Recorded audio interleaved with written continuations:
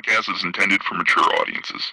The views and opinions expressed are those of the panelists and do not reflect in any way those of the podcast partners, sponsors, or affiliates. Enjoy. Hi, this is Michael Buffer, and you're listening to the voice of the people. Let's get ready for Boxing Voice. Boxingvoice.com. You need that fear. All I'm trying to do is make a stand for something that I truly believe is right. I truly believe is right. I don't want to be like you. Come on, man.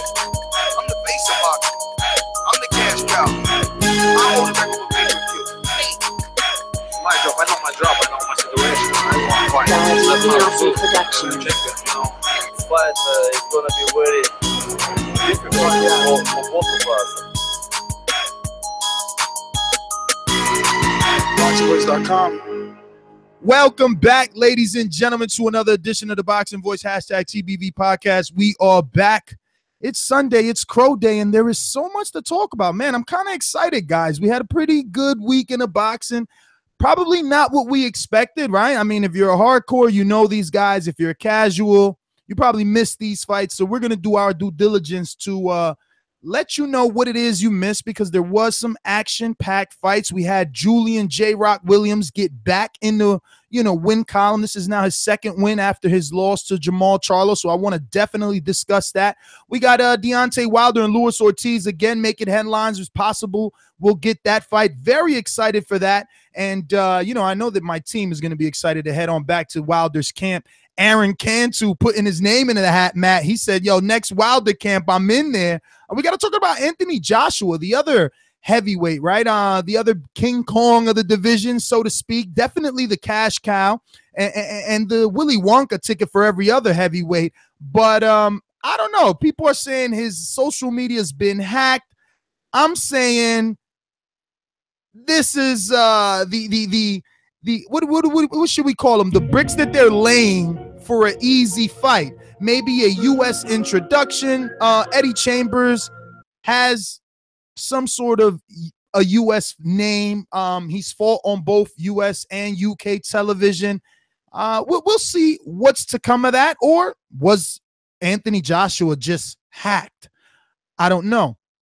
We'll talk about Carl Frampton, or at least some of us will, and a bunch of other headlines. So let me head on out to the Golden State to my co-host, the Hipster Hunter, and get this thing started. Nazi production.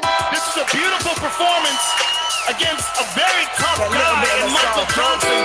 How do you feel about it? Fuck that. Conor McGregor. Boxingvoice.com.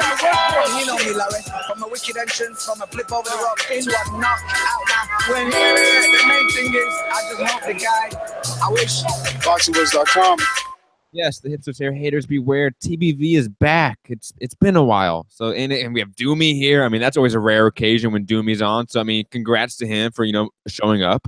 And, we have tons of topics to get into. Anthony Joshua, obviously one of, if not the biggest name in the sport, definitely making some headlines. Very controversial headlines. Can't wait to delve into that. Deontay Wilder versus Luis Ortiz in the spring. I think that's a high distinct possibility of happening, and I can wait to chop that up. Obviously, we have tons of fights that happened yesterday. More hardcore fights, more hipster fights, so I can't wait to delve into that. Jamie Collin versus German. I'm not even going to try to pronounce his name, I'll be honest. But that champion is dynamite. I mean, that's another awesome champion in that weight class. Plus, Nambar versus De La Torre with the opening fight on the J-Rock Ishe Smith fight was amazing. That was a fantastic fight. One of the best fights of the week, if not one of the best fights of the year, actually, in my opinion. So if you haven't seen those little tiny fights, definitely go check it out. They're on YouTube, let's be real. So can't wait to have a great show. All right, let's head on back to New Jersey to my boy, Mr. Lainez. I'm the best ever. I'm the most brutal and vicious and most ruthless champion there's ever been. There's no one can stop me. Lynch is a conqueror. No, I'm Alexander. He's no Alexander. I'm the best ever. There's never been anybody like me. I'm Sonny Liston. I'm Jack Dippy. There's no one like me. I'm from Nairclaw. There's no one that can match me. My style is impetuous. My defense is impregnable. And I'm just ferocious. I want your heart. Get up! What's going on, TBV and all boxing fans, man? I'm glad to be on. We coming from Guillermo Rigondeaux's camp, just fresh back from there, man. I hope you guys are going over to the YouTube channel and for supporting us on the Patreon for the exclusive footage that we got out there. And can't wait to get into this whole social media thing with AJ. It's like wildfire now with this social media. You say something, it's everywhere, and you got to account for it. Wilder and Luis Ortiz, I mean, we've been wanting this fight for the longest, so I know all the fight fans are hoping that this happens. I just finished watching the Julian fight, actually. I didn't get to watch the last 2 rounds, Maddie. But looked like a back-and-forth battle, and Frampton looked good as usual. He was doing his thing. He was boxing. All right, let's get into it, man. I don't know what to believe with this Anthony Joshua social media thing, right? I mean, was he hacked? It's the easiest thing to believe is that his social media was hacked, right? I mean, he doesn't really strike us as the guy to DM somebody and call him a fucking pussy, right? But then again, we have seen a dark side of Anthony Joshua. But my thing is, Matt, because I'm not going to take a long route on this. No deep dive? No, man. If he wants a tune-up, this is why I don't believe it's real. This is why I believe it was a hack. If Anthony Joshua wants a tune-up, he can have one. He's a superstar. They do that, and we can't say shit. Canelo had Liam Smith. Mayweather had Berto. On and on and on. If Joshua ends up getting Chambers, who's going to say something? Eddie, I know you're listening. We won't be mad.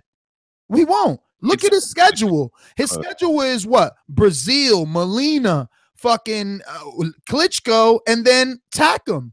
All top 10s, man. Like, if he wants a cruiserweight that's disguised as a heavyweight, that's okay. Especially if he's going to try and take it in the U.S. They're trying to solidify a knockout by fighting someone smaller. They're trying to or we're on B now, right? So they're trying to build the Wilder fight. So I'm going to believe all of that. But again, why does he need to say he got hacked? And why does he need to use social media to do it? I just don't believe it's true. I mean, it's entertaining, but I don't think it's true. There's a third option that you haven't thrown out there. A third theory. Which is? He just come off a heavyweight title defense. He's in Dubai. He's on vacation. Maybe some partying going on. Maybe some alcohol. Maybe something else. Pure speculation here. Oh, my God. Are you calling this a drunk tweet? I'm just saying. We've seen that a lot. Yo, my man, a guy, and call me what you want, but a guy as handsome as Joshua is not fucking drunk tweeting Eddie Chambers. He's drunk tweeting a bunch of Dubai women, however you say Dubai. No, you don't think he can do both? You don't think he can do both? I mean, come on. Nah, man, you're reaching, but hey, it's entertainment. Go for it. I mean, is there any like past history between these two guys in any way? No, there's a shitload of past history. In 2014, there was a lot of back and forth when Joshua was just a prospect. There was mention of him fighting. Michelle Phelps did an interview with Anthony Joshua and tried to bring it up, and obviously Joshua brushed it off and said, and this is his words, go find it if you want. He said, look, I'm going to take a phrase out of the American hip-hop community and say that Eddie Chambers is, man, I don't know. He said something, whatever the first hip-hop phrase, the right one is, but then he just went out and said it in front of Michelle, and she did her, her laugh. She's known for her. She did that as soon as Joshua was like, tell Eddie Chambers is just on my dick. He's riding my dick. And she turned to the camera like, because, I mean, it was a shocker. So, yeah, there is some heat. Then there's obviously an interview with Coogan. Shout out to IFL. That interviewed Eddie Chambers when Chambers was out there in the Tyson Fury camp, when they were running and working out together, and Chambers was working with Peter Fury. So there was a lot of it, an entire interview that's at least 5 minutes long that was based on Anthony Joshua not being ready for a then more experienced Eddie Chambers, and he felt that way. So there is a bit of history, but not enough to fucking drunk text. No. I mean, wasn't it officially confirmed that it got the messages were sent out from the actual account? The official account. It's 100%. Yeah, it's from the official account. Doesn't mean that he sent it. It's not hacked. He was compromised. Very quickly. We've seen Anthony Joshua go on social media very recently and say some inflammatory things. He even said it to Coogan. I mean, he went on Twitter, was it a week and a half ago, and said, like, you know, like fuck you, basically, to Coogan. Like, he went on a social media tirade, said Anthony Joshua was a fat fuck or something like that. Like, he just did this. So to me, it's not out of character anymore for him to say outlandish things on social media. It's no longer that. The first message you send Eddie Chambers is, "Oh, you're a fucking little bitch." Like, I just don't see that in Joshua. I mean, I don't. Again, I don't see anything out of character with what he said. So you just DMing, you know, people like Nurse Jackie, like, you little bitch. Like, no, that ain't you. You add some alcohol, it happens. People get, you know, alpha male status. They get that in them, you know. All right. And again, God knows what set it off. But again, this is obviously from his official account. I don't believe it's a hack. I'll just be honest. I don't believe it's a hack. You know what? Do you believe it's a setup, though? Do you guys believe it's a setup for a potential fight? No, I don't see him fighting Eddie. He's irrelevant. He's irrelevant. That's why I don't see it as a setup for a fight, because we all know he's negotiating with Joseph Parker, and we're obviously going to get into that because new information has come out, I would say, in the last hour in terms of percentage and what Parker wants. But we're going to get into that. So he doesn't want Eddie Chambers. That's such a long step back, and he doesn't need to take that. I think this is again probably a party-filled tirade. I'm leaning towards what Maddie's saying right now. I just don't see no reason for him looking for Eddie Chambers. There is a lot of IG posts, Doomsday, of Mr. Joshua, aka Mr. Olympian, looking like he's having a lot of fun in Dubai after the fight. So no one blames him. He goes there all the time. I mean, he could be partying it up, but I don't know about Matt's story about getting a little drunk and tweeting. Well, remember, tweeting, it's IG. Nobody. It's IG, and remember, we only have like a little snap of the conversation.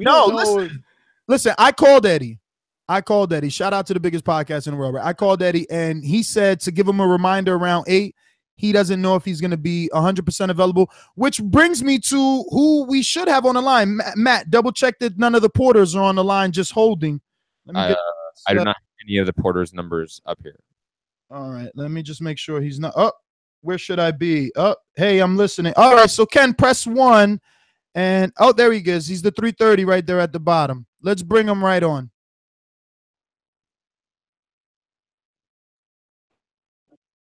Ken and Sean Porter, how are you guys? Thank you, obviously, for taking the time out to give us an opportunity to interview you here on the Boxing Voice.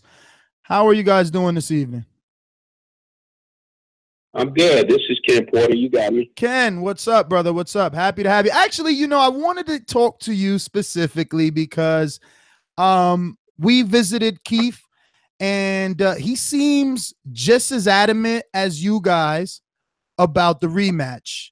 So it made me feel confident. I know that you, on the business end of things, may not, because you've seen and heard fighters act the part before, but until the contract is actually signed, you know, you probably don't believe some of this stuff. But he seems to want to do better than he's done the first time, and he believes that he can. And he feels that the fight with Danny was not a challenge, so he doesn't want to waste his time in that direction.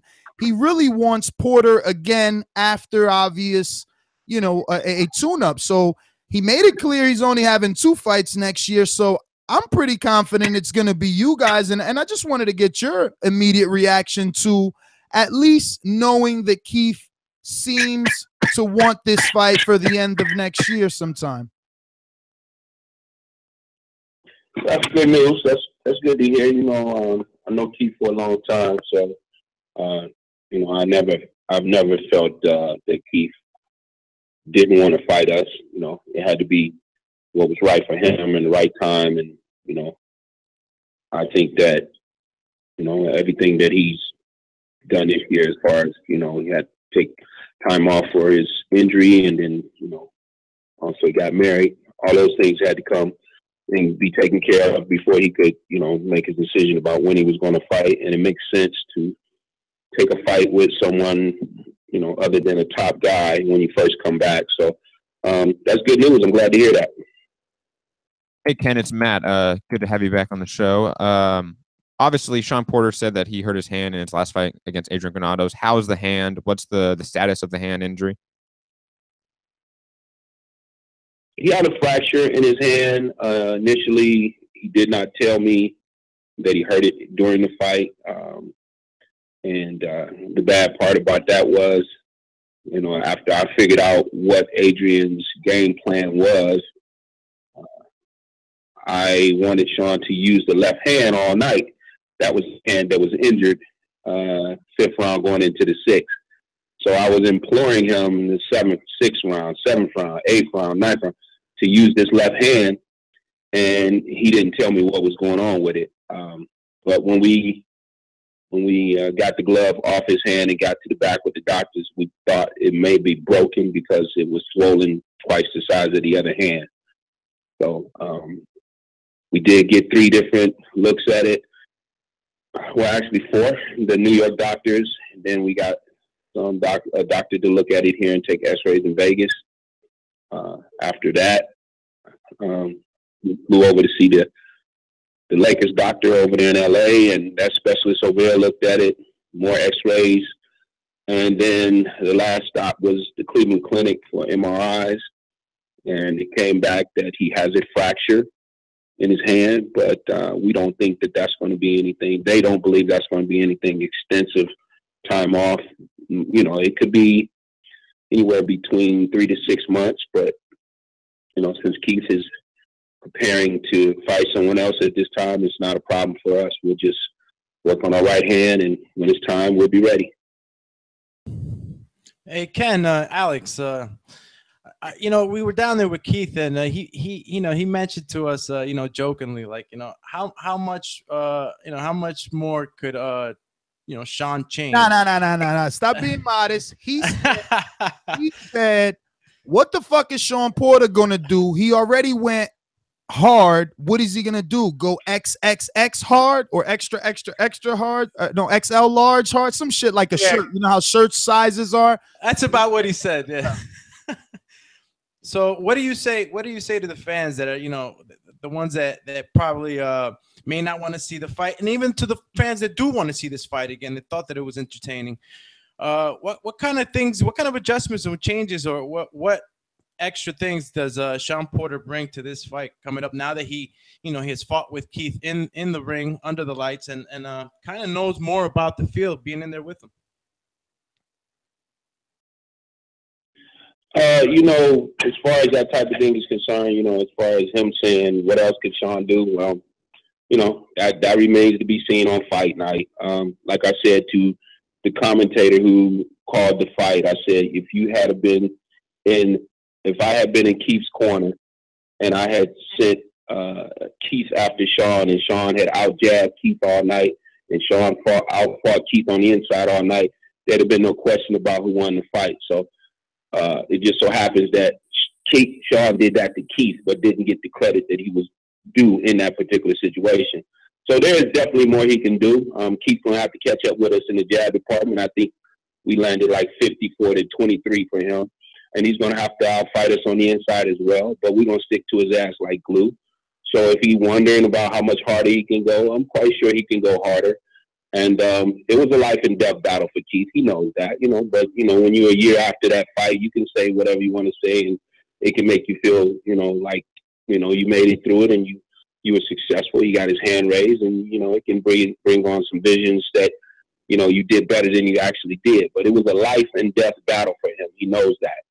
And, you know, as far as, I don't know who that would be that wouldn't want to see that fight again, because that was the fight of the year.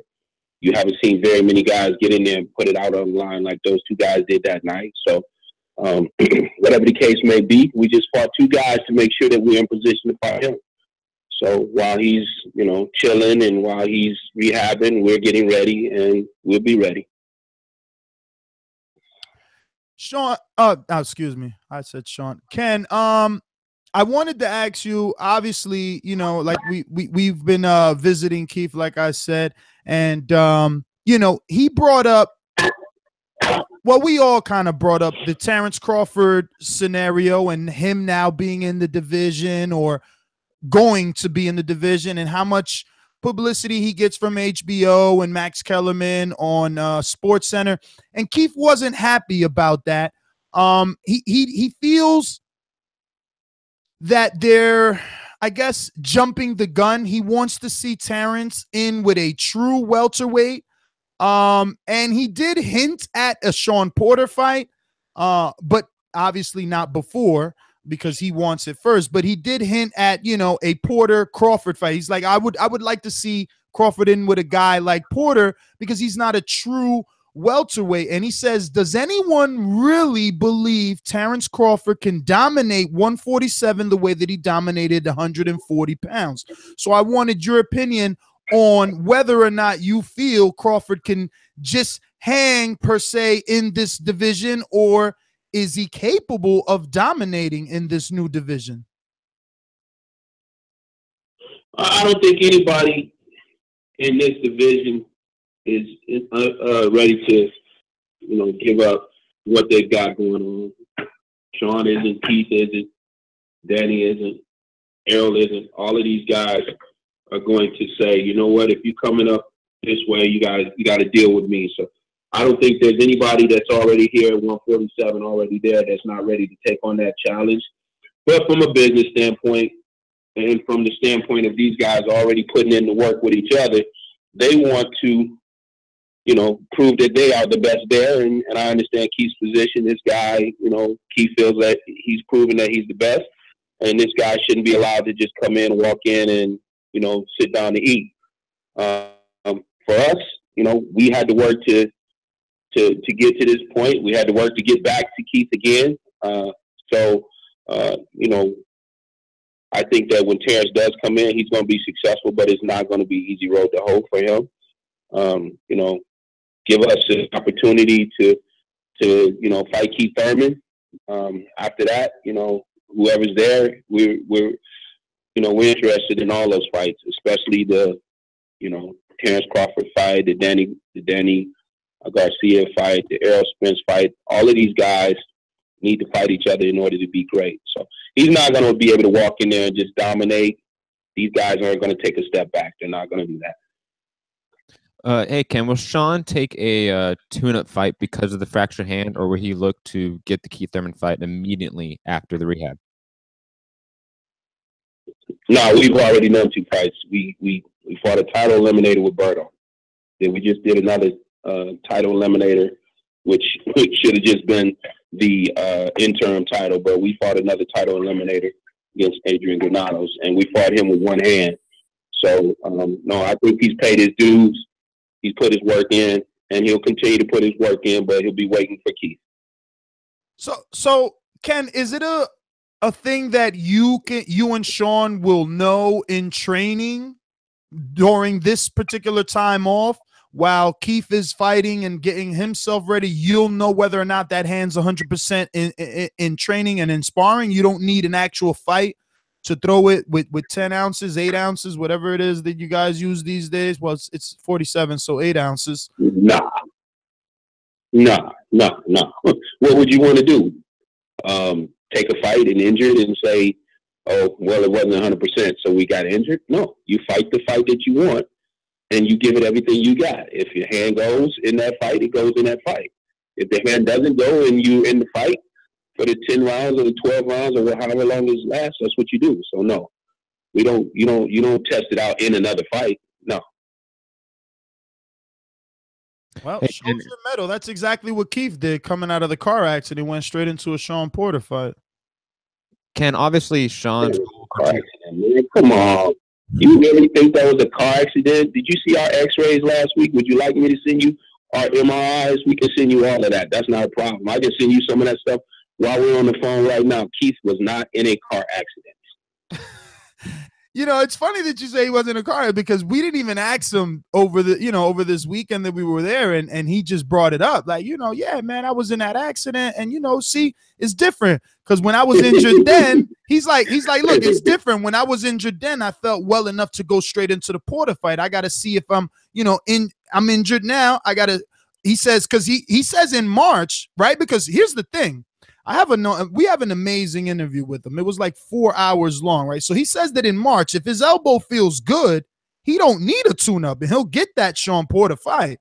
But if his elbow doesn't feel 100, he said his tune-up will be a Jesse. I'm like, well, Jesse's no tune-up. He's like, You know, well, Jesse might not be a tune-up to you, but he's a tune-up to Keith one-time Thurman. So I don't know. You're right. Maybe he doesn't need a tune-up. Nah, he need whatever he feel like he need is what he need. But you know, just like you spend time in Florida, I spend time in Florida. I know people in Florida. I know people in Florida very well. I know people on very high levels in Florida. I deal with the same people that Keith deal with. And I asked him specifically, I like to see some medical information on that. I never got any. You know why I didn't get it? It ain't hard to figure out. Come on, man. Don't let nobody bullshit you. I didn't get it because it didn't exist. That's why I didn't get it. You know, and you talking to a guy. Now, remember, I have one of his former stablemates with him for 20 professional fights. He had 20 professional fights in the same gym with Keith. We're talking Lenroy and Thomas. He knows there was no car accident. Yeah, and he knows there was no car accident. Oh, man, you throwing Lenroy all under that bus. Florida, I'm not thought. There's not nobody throwing nobody under the bus because there was no cars or buses in no accident. I miss these Ken Porter show days. I swear. so come on, man. Think about this for a second, okay? If I get into a car accident with a brand new car, me here in Las Vegas, immediately, who am I calling? The first person I'm calling is my insurance agent. Immediately, along with, you know, if I need the police or the ambulance. That's like 3 calls that'll be automatic, right? Yes. So when that happens, my insurance agent immediately is like trying to protect themselves. Shit, how much money we got to pay out on Ken here? We really don't want to pay out a lot. We want to get money coming in, but we don't want to pay shit back. Okay? So when those phone calls was immediately made to the people at the highest level in the state of Florida, hey, have you had any new call reports on this kind of car? Never happened. There was no accident. Never happened.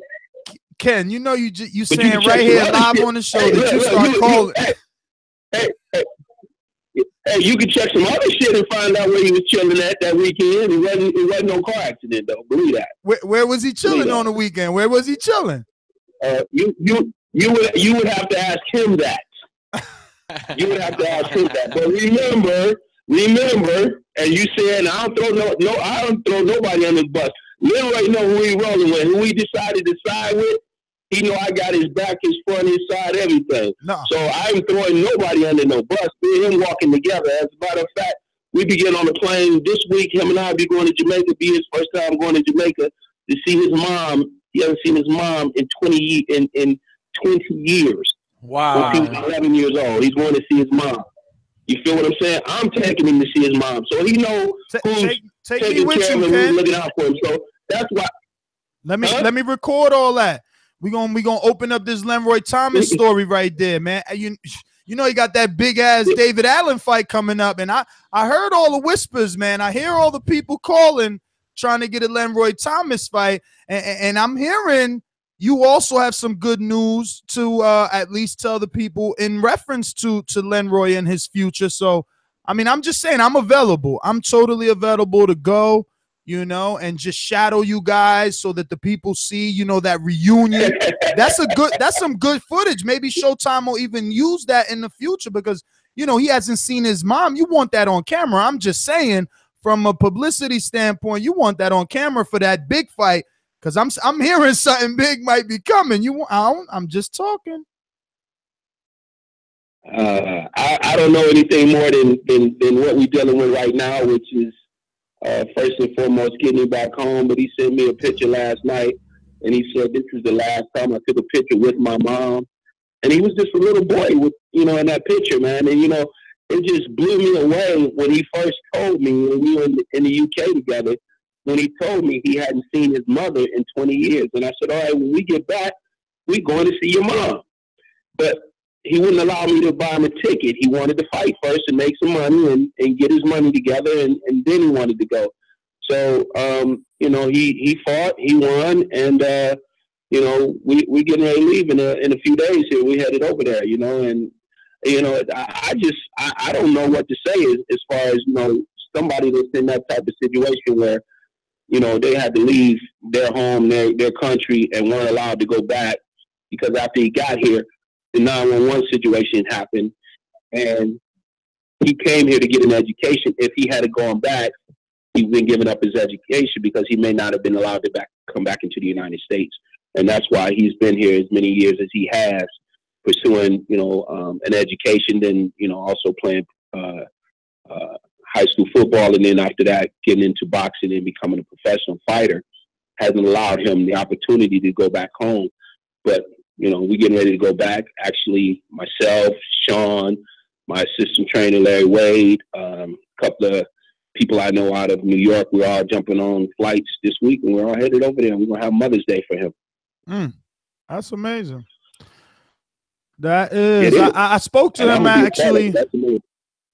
We spoke to him actually this weekend when he was down there, and yeah, we had a good talk. He seemed in very high spirits and very happy with everything that's happening with you guys.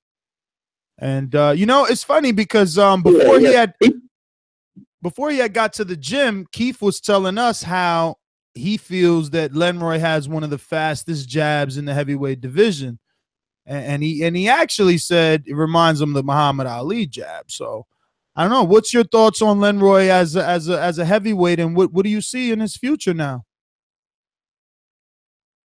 Well, you know, that's a good thing that Keith can see that type of thing. I'm gonna reserve the right to wait until that happens in a fight on a high level to be able to say that that's the type of jab he has. But he does have very fast hands for a big man.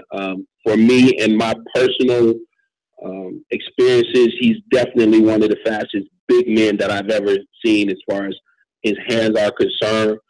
So, you know, it could be one of those situations where maybe Keith is looking at it saying, you know, he's never seen a big guy, because Lenroy is a big man. He's 230 pounds of muscle, you know, 6'3", and maybe a little bit more. And for him to move his hands that fast, you know, it can be deceiving to the eye, but, you know, it definitely appears that, you know, he's got speed that you don't normally find in big guys. You find power, but you don't find that kind of speed. So the thing for me right now is to be able to get him to use both at the right time. And is the Dave Allen fight, that's official, right? Is that what's on the agenda? No, you know what? And those guys over there have been, you know, they've been talking it up and saying different things about the fight in the UK. And you're talking about throwing somebody under the bus. They really threw Lenroy under the bus, because I contacted them probably 3 months ago and said, hey, we're not going to be able to fight a rematch on the Anthony Joshua card because it would be conflicting with Sean's fight that we have coming up. And we didn't know who we were fighting at that time, but we did have a date. And so the fights within, you know, 1 week of each other, you know, it wasn't going to work. I couldn't leave Sean 3 weeks before a fight to go to the UK with Lenroy and, you know, come back a week before the fight. I couldn't do that. That's not going to happen. So they were alerted to that early on, that we wouldn't be able to take the fight. But for whatever the reasons were, they, you know, pumped it up over there as if Lenroy was still coming and going to take the fight.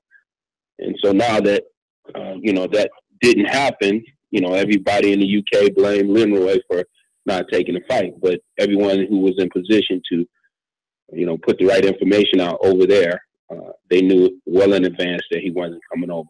So now we're dealing with a situation of possibly rematching at a different date, and I am waiting for them to, you know, make a phone call to me. I've been calling them every day and texting them, but I'm waiting on them to call me so we can have a meaningful discussion and hopefully come to the conclusion of, you know, what the price is going to be, and you know, we'll fight Dave Allen. If that doesn't happen, some other big fights have come up, and we've gotten some calls about that for him as well. So we'll see what happens. Right now, we're you know, trying to make that Dave Allen fight happen.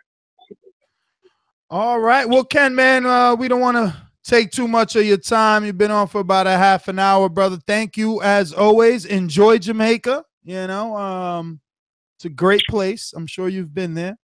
And hope Sean a No, speedy this will be my recovery. first time. I've been to Bahamas, but not here. Oh, really? Okay. Well, Negril, man, is definitely Negril. The 7 Mile Beach in Negril is definitely the place to go and see beautiful water, and definitely go for the jerk chicken or pork, however you take your poison, man, because it is amazing out there, especially the beaches and the food. Oh man, it's amazing. I've been there about 4 times. I love Jamaica. Oh, okay. All right. That's what's up. But all right, Ken. So, sorry. So let me ask you this: Did you happen to ask Leroy what happened when him and Keith came in contact with each other for the first time? What, in sparring? No, here recently when they hadn't seen, Keith hadn't seen Leroy since he, took up. He's under contract with us now. Yeah, no, he didn't tell. I mean, he was there. He came to the gym like nothing. Everybody was cool. So I didn't, see the need to ask how has he been treated since he left, because it seemed like everything was all good. Oh, okay. Yeah. Leroy told me that he bumped into him at a fight, I guess, possibly the week before. And there was a couple of questions to the effect of, why did he leave and why he didn't stay and why he wasn't with those guys anymore and that kind of thing. And I guess basically Leroy said, I didn't feel that, I was going anywhere, anything good was happening for me at all. And so I had to make a move. And so, I think Keith possibly may have, felt some kind of way that, he should have stayed and been there with those guys. But, got to do what's best for you. So the things that, Leroy is doing now and that we're doing with him, which has absolutely nothing to do with me. It has everything to do with an opportunity. Leroy just needed an opportunity. So that's what he's getting now. And so what's that opportunity, Ken? Drop the bomb, baby. What's that opportunity? The opportunity is just what has happened. We won a 12-round fight over in the UK.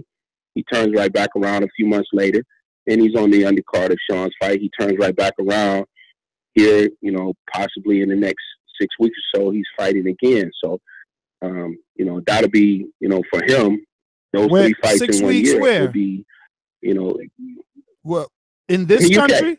Oh, in the UK. In the UK. Yeah, we look to be, we're trying to solidify that fight, and that would be December the 17th, so it's less than 6 weeks. Okay. And what happened to that Spanish kid you had that you brought to the East Coast for like that one time when Sean sparred in Gleason's with God's Gift? I can't remember this kid's name. Booker, maybe? Booker? Cordell? Yeah, Cordell Booker that day. That day you had a Spanish kid. You remember? What happens with these guys, which, no. What happens, I remember. What happens with these guys is a lot of times they, watch TV or Facebook or Instagram and that kind of thing, and they say to themselves, hey, I want to get with this person, I want to work with them, but they don't understand the work that it entails. Like when people see a 60-second video of Sean doing something on the track, and then they go back and they start working with their fighter on that 60-second workout that they saw on YouTube or Instagram, they don't get to see what Sean has done since he's 4 years old. They don't get to see what Sean has done, in over 250 amateur fights. They don't get to see what Sean has done, in 30 professional fights. They don't get to see all the other work. So you can't get it by watching Instagram for 60 seconds.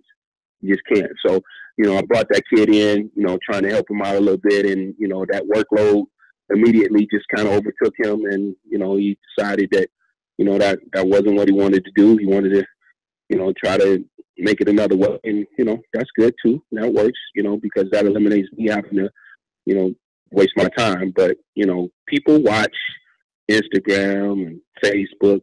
I call them Facebook fighters.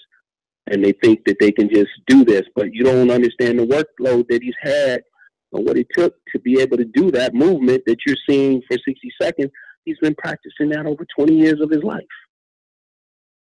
That's right. How much do you think social media has an impact now on the sport of boxing, especially when it comes to making these matchups? I don't know how much the impact is. I can, from a percentage standpoint, but I do know that it ruins fighters. The fighters lose before they ever get to the ring. They lose before they ever get to the ring because, they think, could you imagine, which obviously you guys probably already know this, but I'll say it anyway. Could you imagine what would happen if I said, hey, everybody, Kenny and Sean Porter, we're here in Las Vegas. Come on out here, join us, join our gym. And we get all these guys jumping off Greyhounds, jumping off planes, coming out here. I'm going to be with Porters, this kind of thing, turning up in Las Vegas, so on and so forth. And none of them have what it takes to actually, put the work in to get the results that's needed to be successful. And that's not to be in a negative standpoint, just saying that a guy doesn't, have talent. You can have all the talent in the world, but do you have the work ethic? Do you have a foundation? Do you have the things that it takes, to wait for something, and the patience that it takes to wait for something to happen for you, and just keep grinding and keep working at it every day? And you can't get that watching a 60-second video. And if you think you can get that watching a 60-second video, then you probably need to run over to Mayweather's place or some of these other places, because that's not what we're doing here. So, I just call them Facebook fighters. Can you imagine? I mean, look at all of these guys, and it's not to, I don't want to call out any names, but look at all of these guys that, post all of these different videos of them working out and all of this stuff. They catching these pads and they throwing these 1,000 punches and pop, pop, pop, pop, pop, pop, pop, pop. But how many fighters do you actually see get in the ring and throw any of that in the ring during the fight? None of them do. It just don't happen.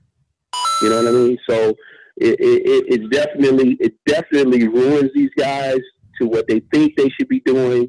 It ruins them to what they think is going to happen for them. It ruins them to, what they, think their careers are going to be. You got, for a lack of names or words here, but you got professional boxers here in Las Vegas driving Ubers. Because it didn't work out the way they thought it was going to work out. Man. Yeah, that's tough. That's tough. Yeah. I mean, that's that Bounce I'll TV. I'll use Leroy for an example. Bounce TV was just talking about that last night. How fighters don't have any 401ks. Austin Trout was bringing that up. So you're right. If it doesn't work out, you got to do what you got to do to feed the fam. Yeah. I'll use Leroy for an example. Leroy is a perfect example. Here's a guy that's been boxing probably about 10 years or something, and hasn't made at a given time the type of money that he needed to make to be able to pay his bills, take care of his 2 children, take care of his home, take care of a car, and also afford to get on a plane and go home and see his mother. Because if he did any of that, something was going to fall off somewhere. He wasn't going to be able to pay the rent, or he wasn't going to be able to pay for the car note, or, because boxing is not, it's not taking care of these guys like that.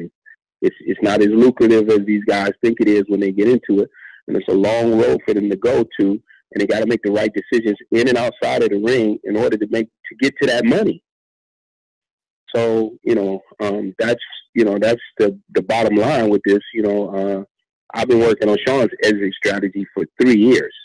We're not going to wait until, he's 30 or 31 or 32 to start saying, we need to start putting, we've been working on that since he's, 26, 27 years old. We've been working on that since he's 26 years old. We've been putting that away. But, in this particular instance right here, as you said, they said boxers don't have this, they said this on Bounce TV. I didn't see it. I was actually there live, but, there's no medical set up for them. There's no insurance set up for them. There's no retirement plan set up for them. There's nothing set up for, dental, eyes, nothing. There's nothing set up for these guys. So, they get into it thinking that it's, it's going to be all peaches and cream, and then they wind up, finding out it's a bad taste in your mouth, and you walk away from it wondering, could I have done something else? Should I have done something else? Look at the guys that fought on Bounce TV last night. Nothing against J-Rock or the guy he fought last night, Ishe Smith, but I'm quite sure Ishe Smith wasn't planning when he turned pro or when he won his world title. He wasn't planning on fighting on Bounce TV. That wasn't part of his plan. Damn, but Bounce is that bad? I mean, shit, at least it's TV. No, no. What I'm saying to you is this: if you start off your career and you're bright-eyed and I'm going to Vegas and Ishe was already here, but I'm going to be in Vegas. I'm going to be a world champion. I'm going to do these things. Bounce is not going to be your goal. Yeah, definitely. That's not something when you first started off thinking, and you was thinking about getting a Benz, or you were thinking about getting a nice condo, or you were thinking about taking trips in different places and things like that. You weren't thinking, shit, I'm going to have to fight a young 26-year-old dude on Bounce TV that's hungry, coming off a bad loss and trying to tear my head off. No, you weren't thinking that way. You weren't thinking that way. As a matter of fact, if you were thinking that you were going to be fighting that young kid, you were hoping that it would probably be on HBO or Showtime for some really big money for a world title. In this particular situation that we were at last night, I think it might have been, I don't know, maybe 2,000 people there. I was there. It might not have been 2,000 people there. I don't know.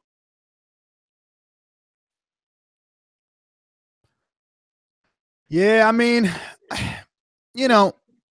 but that is the platform for two guys rebuilding.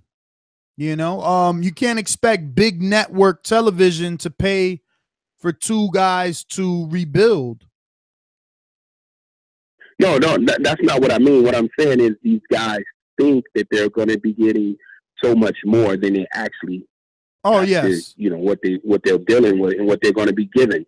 They think there's going to be all of this great stuff going on, and it's going to be a really hard road to hoe. I mean, for Julian last night, that wasn't an easy fight for him. It wasn't. I mean, I thought he was very dominant in the beginning of it.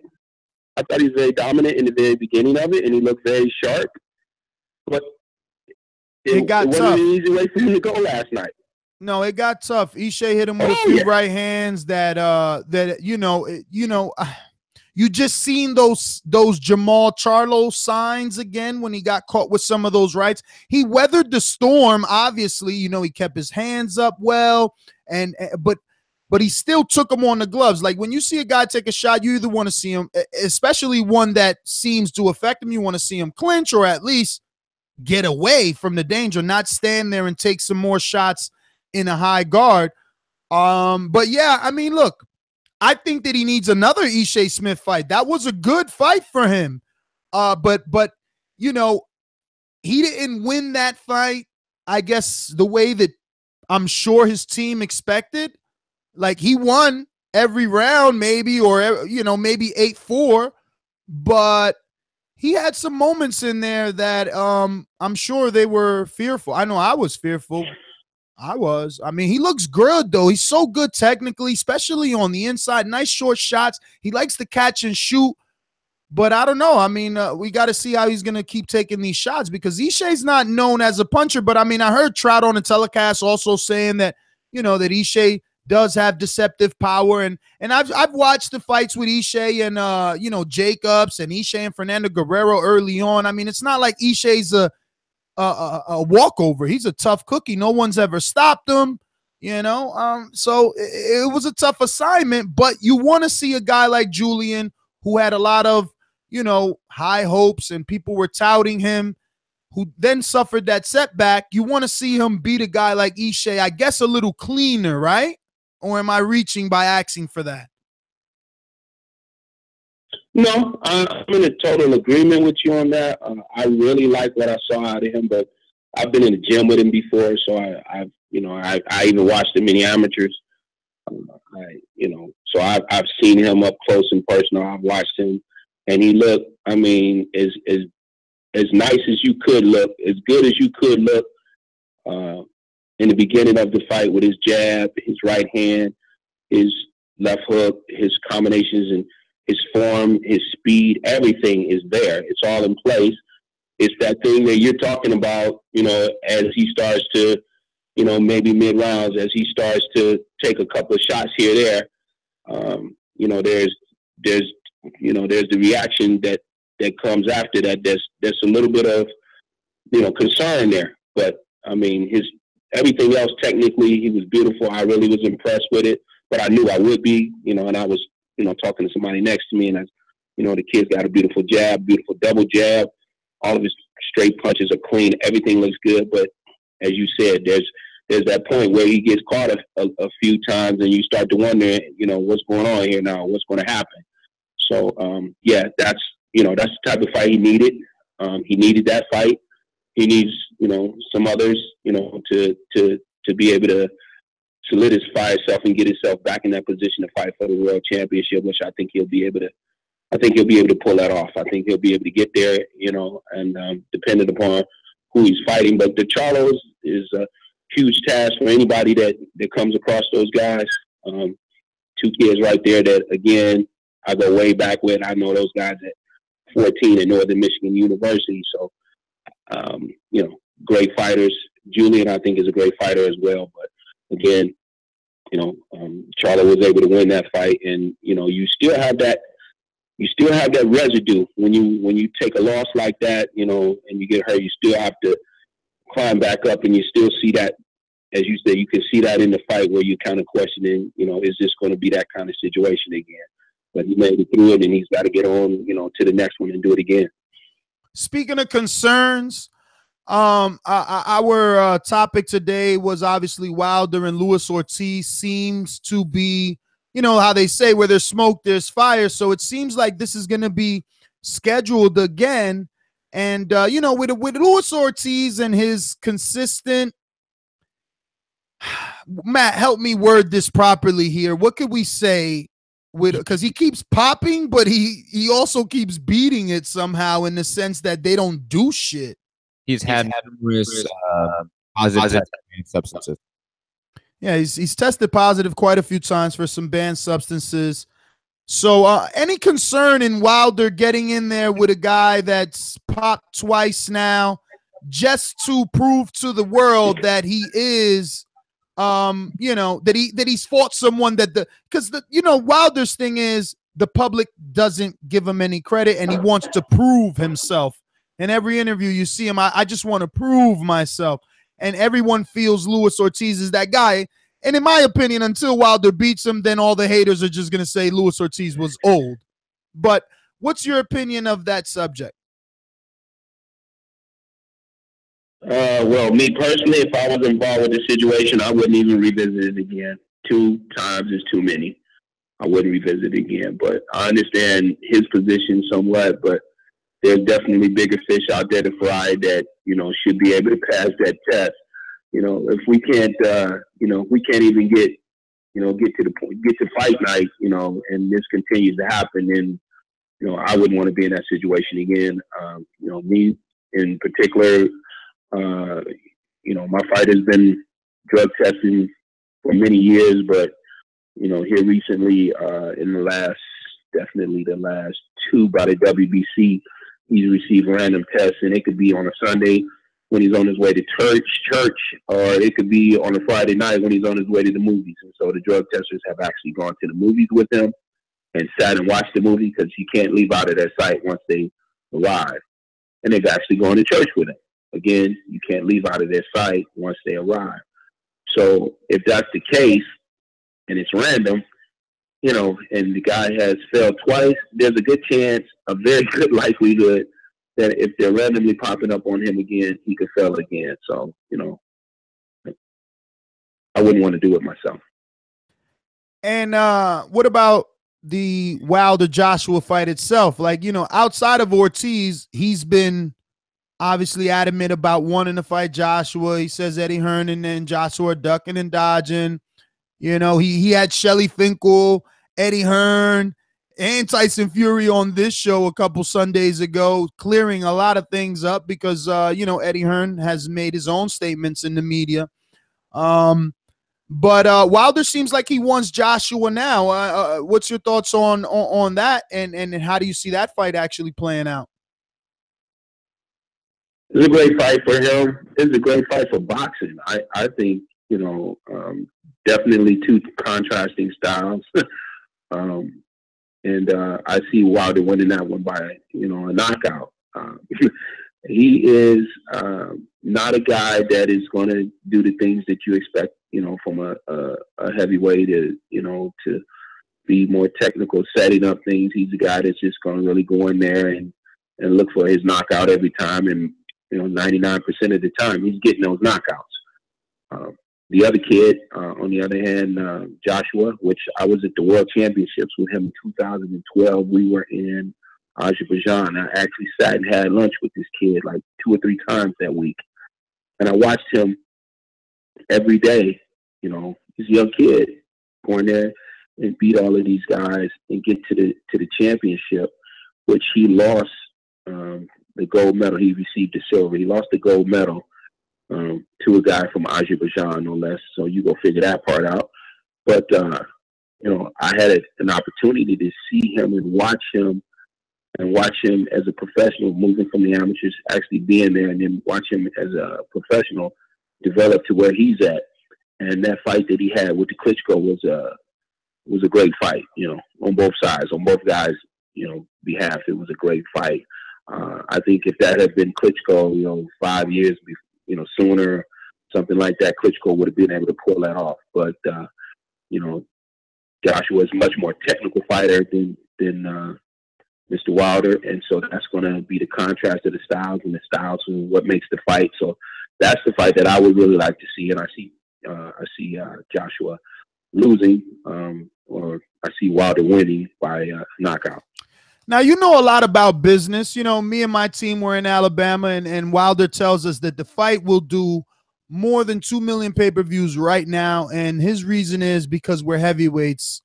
I seem to believe the latter, which is Eddie Hearn's plan. Let Wilder fight Dillian White, let Joshua fight someone else in the interim, and meet in the end of the year where the fight would be a little more meaningful. Probably the U.S. public knows Joshua a little bit better. I mean, Wilder hasn't done 1 million views on Showtime probably ever. Right, Matt? Yes. Oh, there you go. So, I don't know, but do you think that fight, because they're heavyweights, the way Wilder says, can do 2 million pay-per-views? Well, coming from his perspective, I'm quite sure he believes that. But coming from a perspective that, if you go back and you look at his previous numbers and you look at some of the previous numbers of just the last few pay-per-views, he's probably not, that fight is probably not going to generate, what Canelo and Triple G did, or what Mayweather and McGregor did, or Mayweather and Pat. It's not going to be that type of fight. But me personally, if you take it to the UK, you're going to get 100,000 people in that stadium. And so that's going to offset your pay-per-view, whatever that might be, or whatever you don't get, you could definitely make it with those people coming through that door. So, it's still a fight that's going to sell. It may not sell that many. It may not get the pay-per-view numbers that you want. But if you take it to the UK, you're going to pack the house. And Ken, since you know a lot, you're basically an insider, right? With all the information that falls on your lap. We seen Carl Frampton. I'm a snitch. No, not at all. Not at all. We seen Carl Frampton fighting. I'm a mole. Okay, I'm a mole. No, not at all. But we seen Frampton in the UK. And last I heard, he was a Heyman guy, but now he's with Frank Warren as a promoter. It doesn't mean he's not with Heyman, but can you clear that up? Like, why would Carl Frampton go back to the UK when all his competition is over here? Like, the Abner Maras, the Gary Russells, the Leo Santa Cruzes. I mean, everyone is over here. You know what? I don't know. I'm a friend of Carl's. I've hung out here with him in Vegas for a month. He trained at our place. and I've gone to the UK and trained at his place. But no, he switched up his alliance with his trainers and his managers and his promoter. He changed all of that. So, you know, everything is new now for him. So I don't know what the reasoning was behind that at all. I have no clue. But I expect, you know, when I go over to you know, be able to hang out with him again and train it wherever he's at. And then I also expect that, you know, when he comes back here, the same thing will happen. But I don't know what happened, man. It was kind of shocking to me because when they were here, it seemed like a very happy family, a very happy situation that they were all in, you know. Management was here. Obviously, you know, it was a Heyman promoted situation, well, a PBC situation. And then also the fact that, you know, his trainer and him were very close and had been close. They boxed together as amateurs. You know, so that's Barry McGuigan's son. So him and Shane were amateurs together. They traveled together. So they had a great situation. I have no clue what changed all that. And I'm over here typing. My fingers are bleeding because I'm trying to type my co-host like, yo, fall back, man. We're on the line with Ken Knows All. He's like, Ness, what do you mean? That fight? He's like, Ness, why'd you ask that question? That question made no sense. That was just a hometown fight for Frampton. It doesn't mean he's not with Heyman, and boom, you release that he's not with Heyman. Matt, you always learn something. Ken always breaks news. But listen, Ken, give us up your social media. I know you're on High Performance on Twitter. Instagram. Let everybody get that. And Sean, so we can wrap it up. We want to thank you, obviously, for your time. Always appreciate that, and always good to have you on. Good to have you back, too, you know. We love the days when Ken would just be in the queue listening. Yeah, we got some good stuff coming up. You know, even though we're not fighting here anytime soon, there are going to be a lot of things that are going to be happening that are going to really excite people and catch everybody's attention. And you know, you got a little taste of that when Sean Sean called out Danny, you know, to let him know that, you know, the WBC wanted us to fight for the interim title. But and questions from people like, you know, why are you fighting Adrian when you could be fighting this guy or that guy? Sorry to be able to, you know, the one to tell everybody we couldn't get a fight. Couldn't get anybody that we wanted. So, you know, a lot of those guys were already scheduled to fight somebody else, and other guys had no intention of fighting us. And we wouldn't want to fight anybody but Keith anyway, but, you know, he was out injured. And also, you know, he got married. So looking forward to some of the things that we got going on in 2018.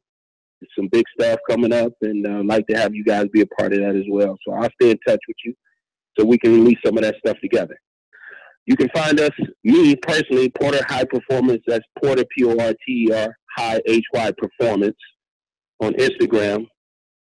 And then everything for Sean is Showtime Sean P on Instagram, Facebook, and Twitter.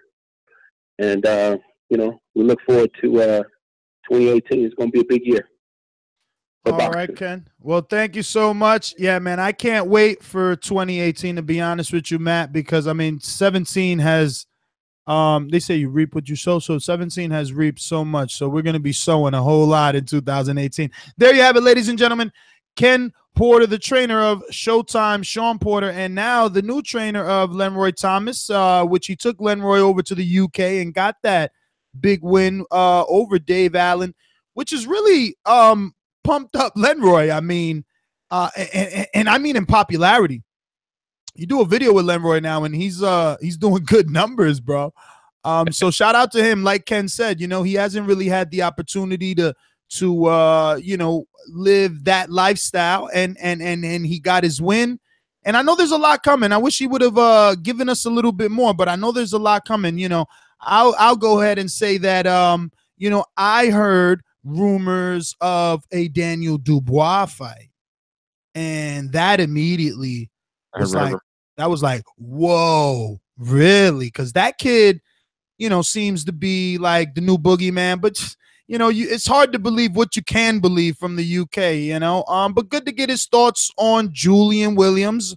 I didn't get your thoughts. I watched the fight. I'm sure you watched it. I'm sure you heard my thoughts already. So really, I mean, what did you think of Williams' performance versus Ishe? Very exciting fight. I didn't expect that.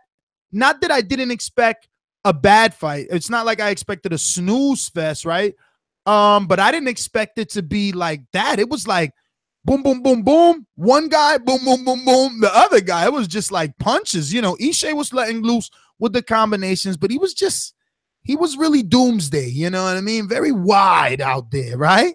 You know what I mean? I like to see my guys come, you know, Deontay Wilder, Bermain Stavern rematch right down the middle. 1, 2 down the middle.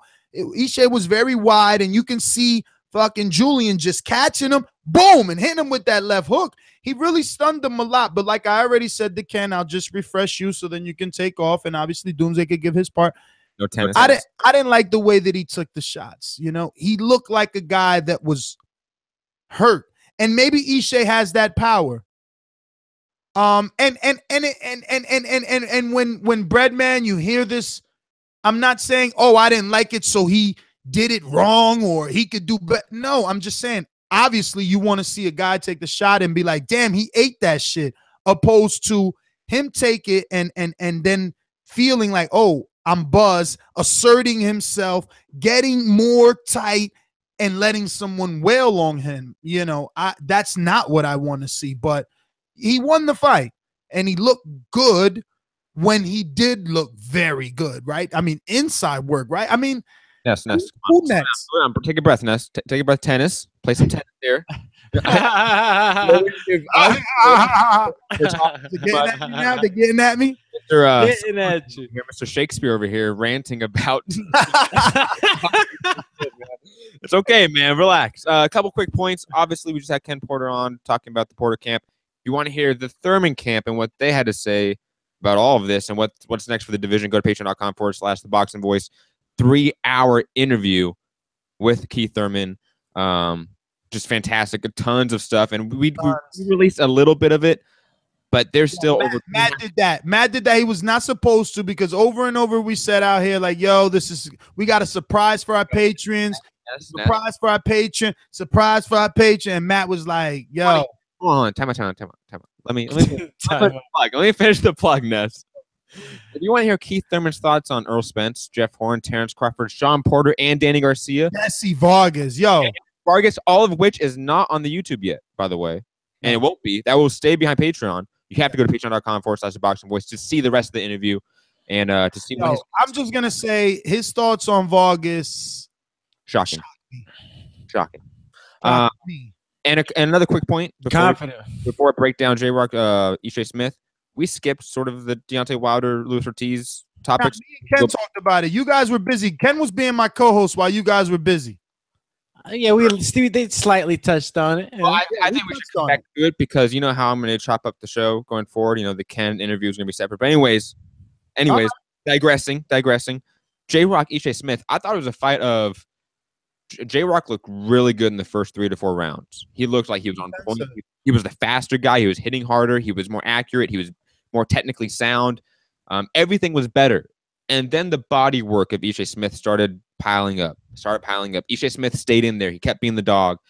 He kept coming forward even when he was getting hit with solid right hands. I'm shocked that Ishe Smith did not get hurt and did not get wobbled, did not get knocked down by any solid right hand from J-Rock. I am completely shocked. Maybe we have to question J-Rock's power. But we saw Ishe Smith work his way back in the fight. And I had it a draw. I'll be honest. I had it a draw at the end of the 10th round. And I thought the scorecards were horrendous. And before I address that, this was an amazing fight.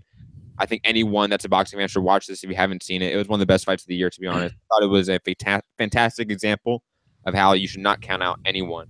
But those scorecards were horrendous, and every one of those judges should be banned. What were the scorecards? 99-91. Yeah, that was I didn't even see that. You know, Max DeLuca out there, if you're listening, you should never judge a fight again. Who'd he score it for? Mayweather's fighter? He scored it for J-Rock. 99-91. 99. You know that. Ishe Smith 1 round.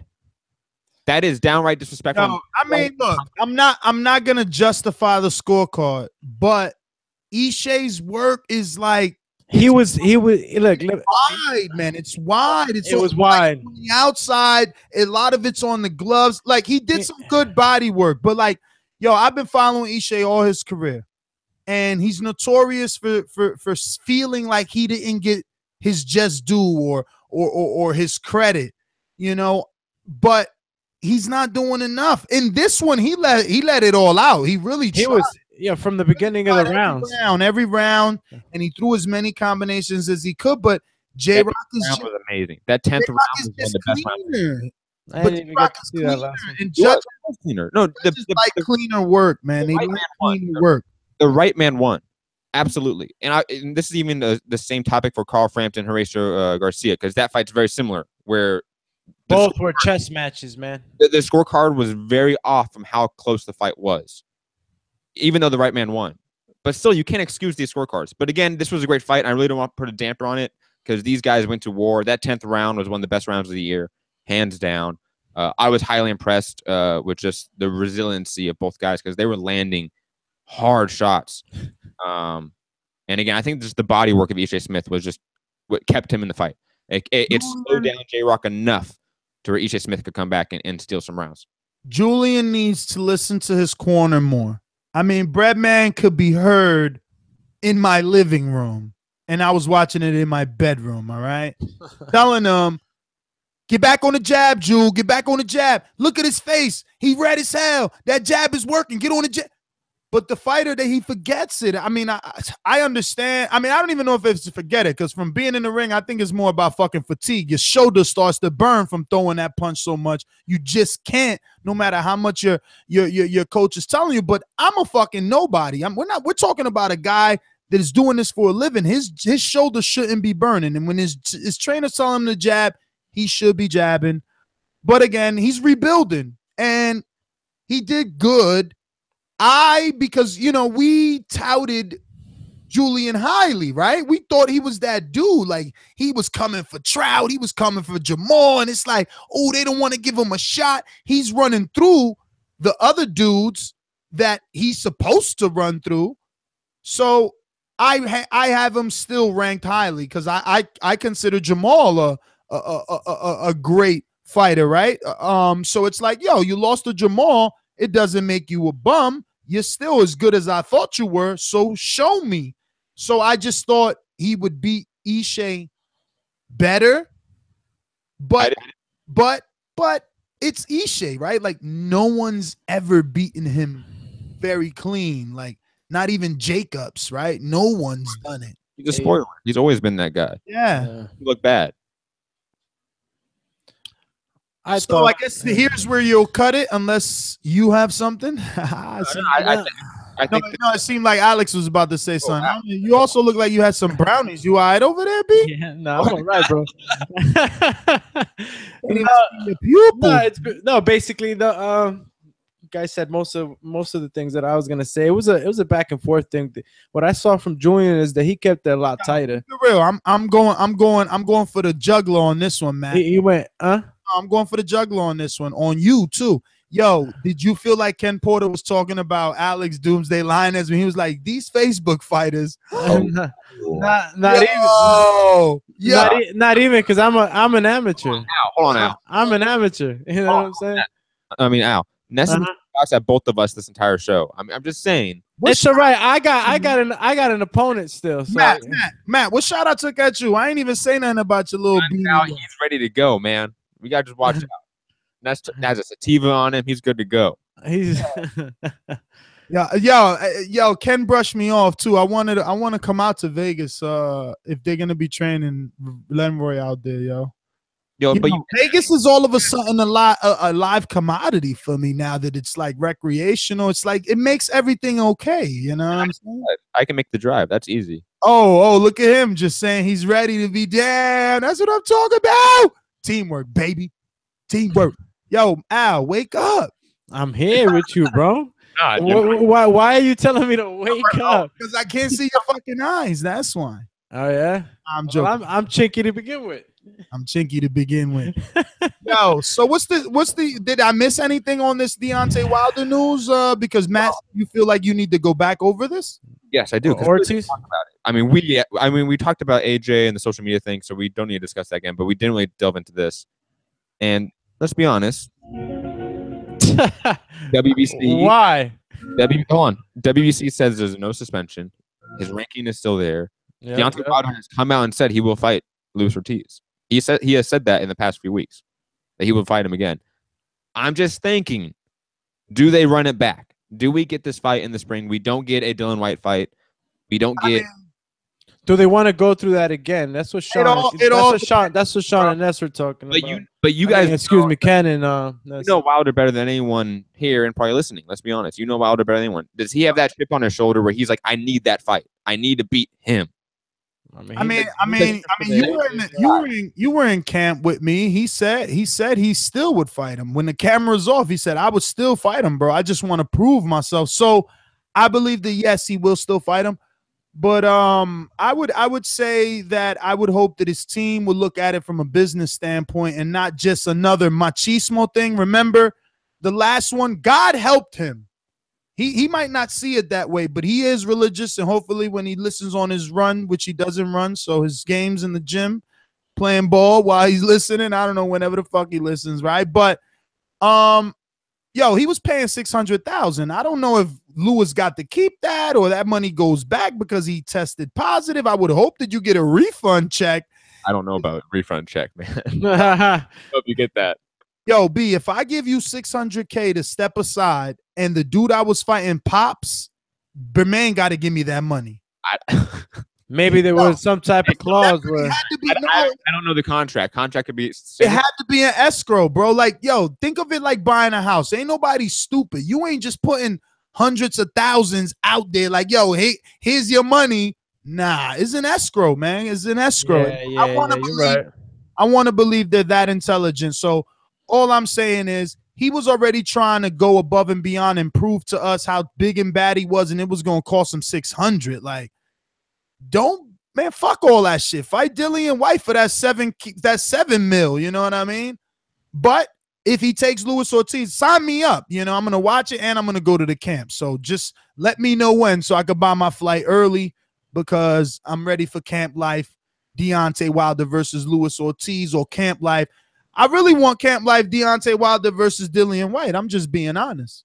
Of course. I'd rather him silence the other country because that's really where the hate is coming from. You know, very few Americans. It's just like haters that he gets love out there too, though. I mean, a little bit. I mean, I think you only say that because Wilder says it, and you don't. Oh yeah, he says it because Wilder said because Wilder believes he has a fan base out there, but he might. I mean, you know how people are, man. You know how people are, they talk shit behind your back and smile in your face. So when he was in the UK, probably everybody was smiling. You can have a fan base. It doesn't mean it's a big fan base. Like that's true. Like AJ obviously is the dominant star. Like it's not even a question. Like I'm sorry. Like it's not. I mean, but all right. So everybody is basically yay on him fighting Ortiz, right? No, I think it's a shitty idea. Oh, you think he should not? So you're with Ken Porter. I think Deontay Wilder should take a firm stance. He's the guy that's really been pushing VADA in that way, and he's been the case study of a guy that's been screwed over by people popping. Take that firm stance and say no. Hasn't he said that once you? That's the point, bro. You never get the shot at this title. You never get a shot at this title because that's what happens when you are a repeat offender. Yeah, but he probably wants to be the executioner. In the olden days, those that broke the law had to deal with the masked executioner. And my boy comes into the ring already masked up. And when he finishes, people go to the hospital. So, I mean, look, if he wants to get, and let's be honest, right? Like, but after the age, I know that Luis Ortiz ain't going to like this, but he never fucking let us in the camp. We went down to Florida when he invited us. They never opened the door. I know he's going to hear this and make an excuse, but the bottom line is we got to Florida. They never opened the door, right? So, like, truth is, he's going to get stopped. Like, everybody knows it. We all joke about how he's old, and now you're going to tell me the fight's going to sign and we ain't going to be serious about the joke? Like, you know, it's going to be what it's going to be. And that's why I would rather him take either route. Either route is going to shut up somebody. And either route is going to be a great fight. I think Dillian White would give it his all the same way I think that Ortiz would give it his all. But I don't think that neither man have the agility. They don't have the legs that it takes to beat a Wilder. But if you're done with that, I guess we could go straight to Frampton, which will be truly a tennis match between you and Doomsday, because Frampton. It's gonna be a match with Mr. Sleepyhead over here. No, don't call me sleepy. I didn't fall asleep. I was referring to Mr. Doomsday over here, Mr. Sleepyhead. Oh, You see Matt still going, right? I'm about to get you, Matt. I have to get you your 49ers. I didn't fall asleep on this Frampton fight. I just simply didn't watch it. And the fact that Canelo was there wasn't making it, wasn't going to make me watch it anymore. Someone I never heard of. You mentioned it. We have to talk about it. It was a good fight. Hey, Matt. No, before we talk about the fight, Canelo being there. Yeah, but you know why? Because Billy Joe Saunders and David Lemieux are fighting. Golden Boy is playing nice. They got to set up the in case Billy Joe beats Lemieux or in case vice versa, right? Like, so, I mean, it's nothing. But I guess for the casual listeners that couldn't piece it together, Matt just did for you. No. I'm just saying it's another breadcrumb to the proof that Canelo and Triple G is not happening immediately. Like, that rematch isn't I don't know. I've been seeing a lot of shit recently. Yeah, for May, bro, which is shocking, but none of it was official. But it was shocking. Like, oh, wow, they're doing this one early. That's weird. Canelo and Golden Boy just shored up everything. They made sure that they didn't get that Billy Joe Saunders fight because they played nice to Frank Warren. He was sitting next to Frank Warren the entire card. Trust me, they can get that Billy Joe Saunders fight. David Lemieux is in-house. That's the next fight, 100%.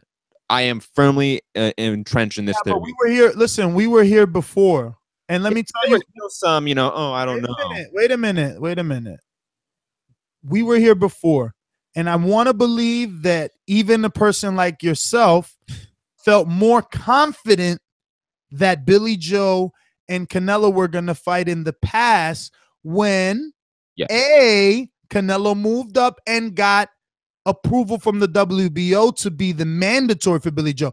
Once that happened, we automatically assumed it was going to happen, and it did not. So I'm only saying that to say this. Good point. We've seen stranger shit happen, which brings me to an off-topic, overtime topic. I've been watching Stranger Things. I'm very into it. We'll talk about it on overtime. And a lot of other shit. We got plenty to talk about on overtime. I got Thor, Ragnarok, or Raganude, or however the fuck you pronounce it. Wow. And besides the movies that Ness is going to run down that everyone else knows are out. Such a hater. Don't worry about it, Ness. We have some behind the scenes, stories, maybe some plenty drama. I don't want to get into it. What you mean? From the Florida trip. So what you talking about, bro? You want some behind the scenes info about some champions. I'm just saying you got to tune into patreon.com/Thaboxingvoice overtime. Some champions. I don't even know what. I'm just saying there may have been some drama. So we can I mean, Frampton, Horacio Garcia. We got to do those car rides. People love the car ride footage. A lot of comments, a lot of messages from the car rides. They did enjoy that. So that was cool. Shout out to everybody that has been listening or watching some of that Patreon behind the scenes footage. So any other headlines there, buddy, before we move? Well, they called Frampton and the Horatio. Trying to run past a legit. It was a legit fight, man. I like the fight. Oh yeah. Someone asked me who's Garcia Honario. Horacio Garcia. No, what's the ratio of me and the rest of the fucking public knowing who that guy was? Huh? Honestly, look, I didn't know who he was really either. Okay, but let me tell you something. He put the pressure on Carl Frampton and he made it a fight. He made it a real fight. And Carl Frampton for this, I thought Carl Frampton was going to sit there in the pocket, trade a lot more often, but it turns out he really went to work on his boxing. Came in, shoulder rolling.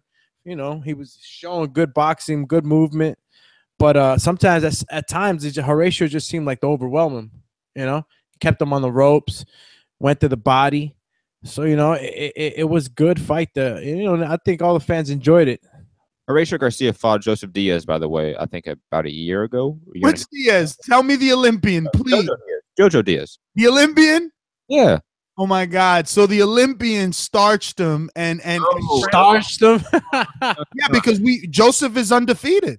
Yes, but you have to remember that Horacio Garcia has never been finished. So starching is a very starch though. I thought he flat. That's like saying he flattened him. You know why I can say that? You know why I can say that? Because no one ever called in or made a fuss. Yo, the minute this fight was over, about Joseph Diaz. That's why. Let's be honest. Nah. There's no push behind him. There's no push behind him. Yo, if Joseph Diaz looked bad in the fight, as bad as Frampton did, we would have received the same amount of messages, bro. Like people were hitting me up, like, "Yo, you seen Frampton? He ain't look good." Well, how much is Horacio Garcia promoted anyhow? You know what I mean? He's with Golden Boy. My people's at Golden Boy sent me a bunch of stuff, so it looks like he's with Golden Boy. He is, because he's I think he's actually stablemates with Canelo Alvarez, to be honest, because I think he has the same trainer. I think it's Reynoso or whatever. Yeah, I saw a little bit of Reynoso work in what he was doing too. He kept going to the body with that left hook, sort of like how Canelo does. That left hook was insane. It was good, man. I was loving it, man. Like I said, I didn't get to finish the fight. Maybe I got up to the 9th round. What about the Friday night PBC fights? I didn't watch that. You didn't watch Darrell? No. What network was that on? You hated him. Guy that was like Fox Sports. What? He was fighting what? He was like Dennis Duglin. Like who the hell was he fighting? Nah, but I heard it was a good fight. Yo, you're disrespectful. I can't believe you're such a fucking Ammy right now. You're straight. Garcia, what are you talking about, man? Huh? You can't say like, oh, Garcia's nothing, and then say, oh, you can't trash Dennis Duglin. You know, the proud legacy of Duglin over there. First of all, yes, I can, because let me just explain something to you. See, this is the thing. Horacio is how you guys pronounce his last name? No, Horacio is his first name. Oh shit, that's even worse. Okay, so what's the last name? Last name's Garcia. What you mean, Garcia. bro? All right, so Garcia is nobody. Literally, no one knows him except no one. That's what I'm saying. And no one is not a person, so literally no one knows him. So now Dennis Duglin, at the very least, is known. All right. First of all, he's known to the UK because he's fought George Groves. But the problem, I'm gonna just be honest, he's always lost the big fight. But people know him, bro. For you to laugh, that's like saying no one knows K9. No. Because I guarantee you, a lot of Hispanics probably in the Southwest may know who Horacio Garcia is. You're not in the Like, Horacio is a Mexican fighter that came from Mexico. You gonna make me box wreck him, bro? Yo, you don't think that Golden Boy maybe has put him on Belasco cards, that's put him on undercards? He's been in the He's fought in LA numerous times. Like, I don't know. Are you saying that because you're lying, or are you looking at box wreck? I had box wreck up. I'm not looking at it right now. Exactly, because you're lying, man. Get out of here with this. He's fought in LA a few times. I see in the Inglewood Forum he lost to. Look at this. He lost to dudes we never. I can't even pronounce the guy who he's just had 2 back-to-back fights with. Okay. I'm gonna get Jeffrey to fucking say this name. This guy. Oh my god. This guy sounds like he's a Thai cook. He didn't. Check it out. I'm waiting. Not even Jeffrey knows his name. Diologwin. That's all one word too. It's one. It's two. It's pronounced in one syllable. Two words. He gassed very fast. He was out of shape, in my opinion. Who? He did not look like he was in prime shape. Who? Carl Frampton. That to me was the big issue. I agree. He was a little slower at times. He would just be kind of boxing. He was outboxing him completely. We should have kept Ken Porter on. We could have asked more good shit. Listen, once he told me that Frampton's not with Heyman, I know what this is, bro. Frampton was tired of that tough life, and look, he had a tough life. To be honest with you, you know, he had like what 2 back-to-back fights with Quigg, then 2 back-to-back fights with Leo. You know, one fight with Quigg. All right, so you know he had a tough life, you know, and he don't want that tough life, so he went over there to get some easy, and look at what happened. But look, man, we talk too much about Frampton, especially a guy that's no longer with Heyman's not going to get any of the significant fights in the division anymore. Let's just be honest. Like, if you care to be talking about Horacio's more often, then yeah, let's stick here and talk about Frampton and the guys that he's going to fight that no one cares, like when he was fighting Kiko Martinez and guys like that. Like, that's what he's back to, bro. He's back to the the dudes that we don't know again, and it's sad.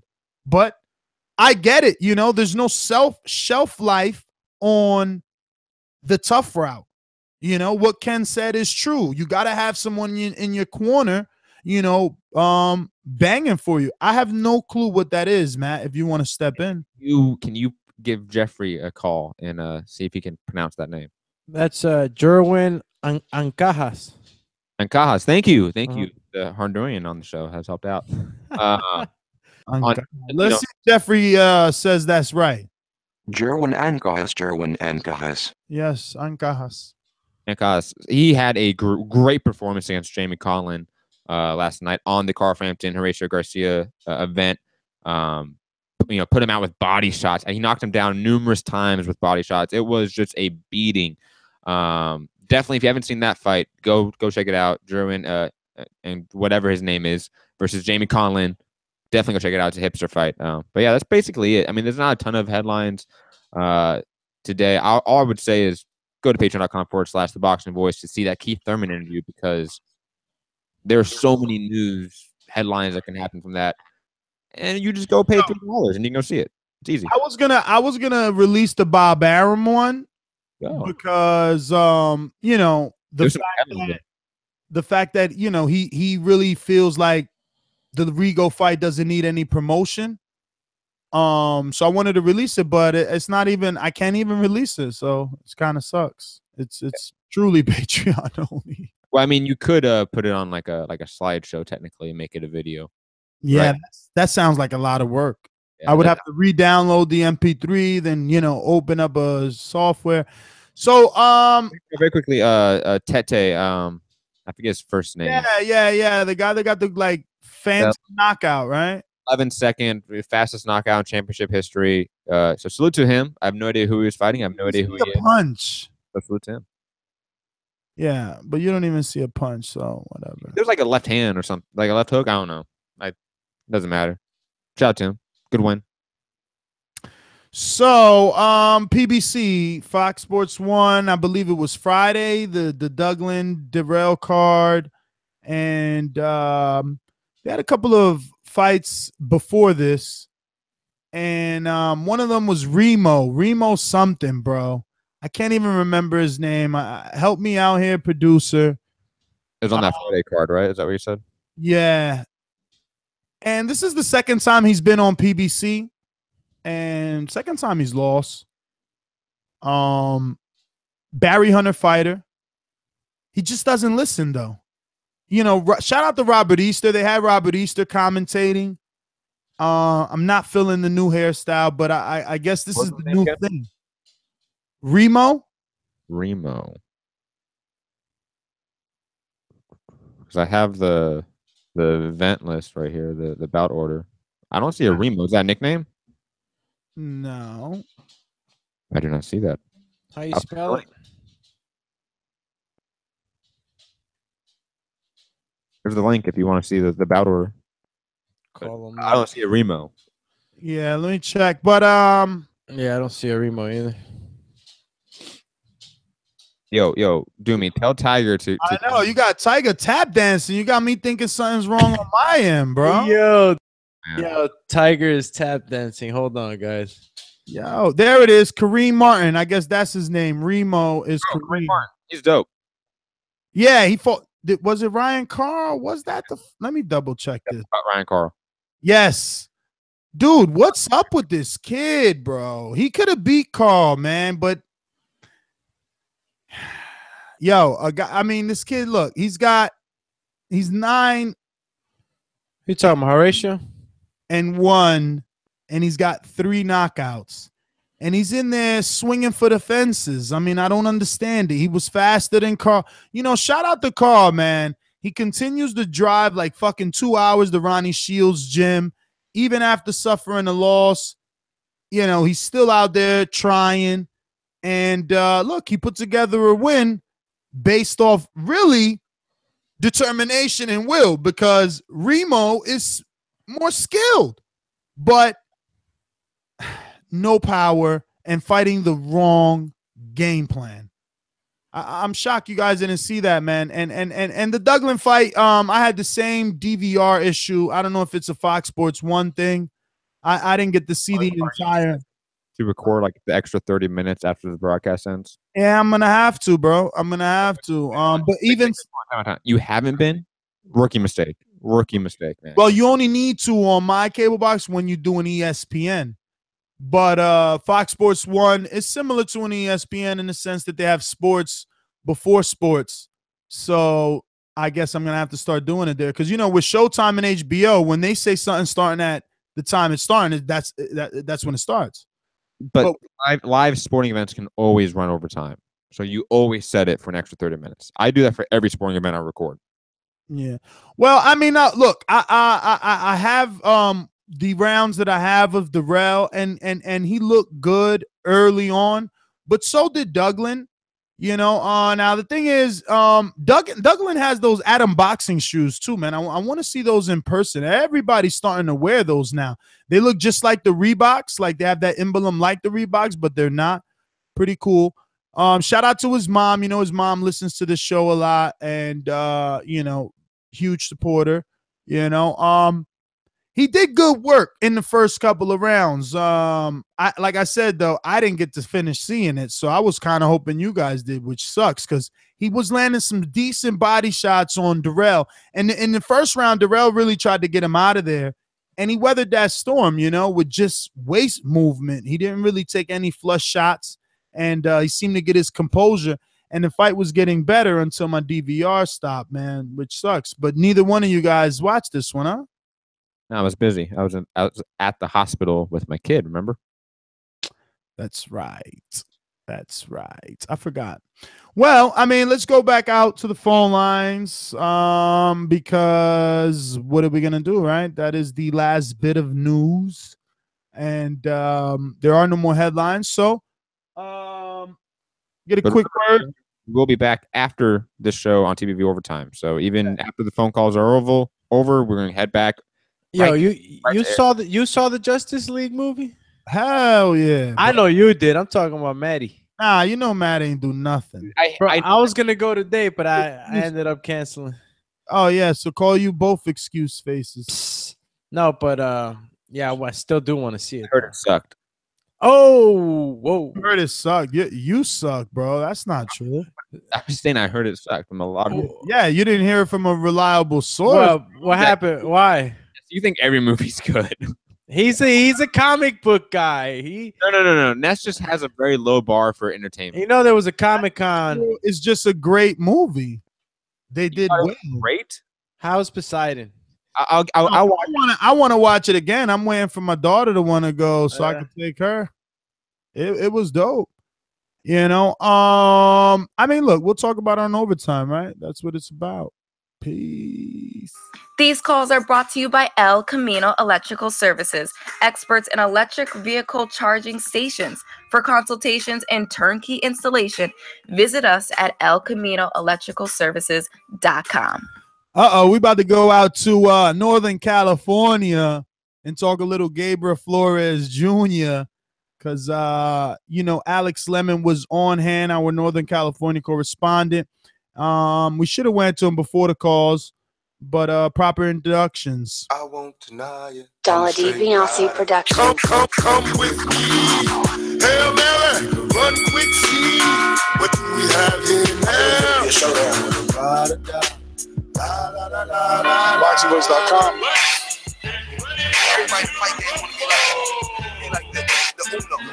Dollar D Beyonce Productions.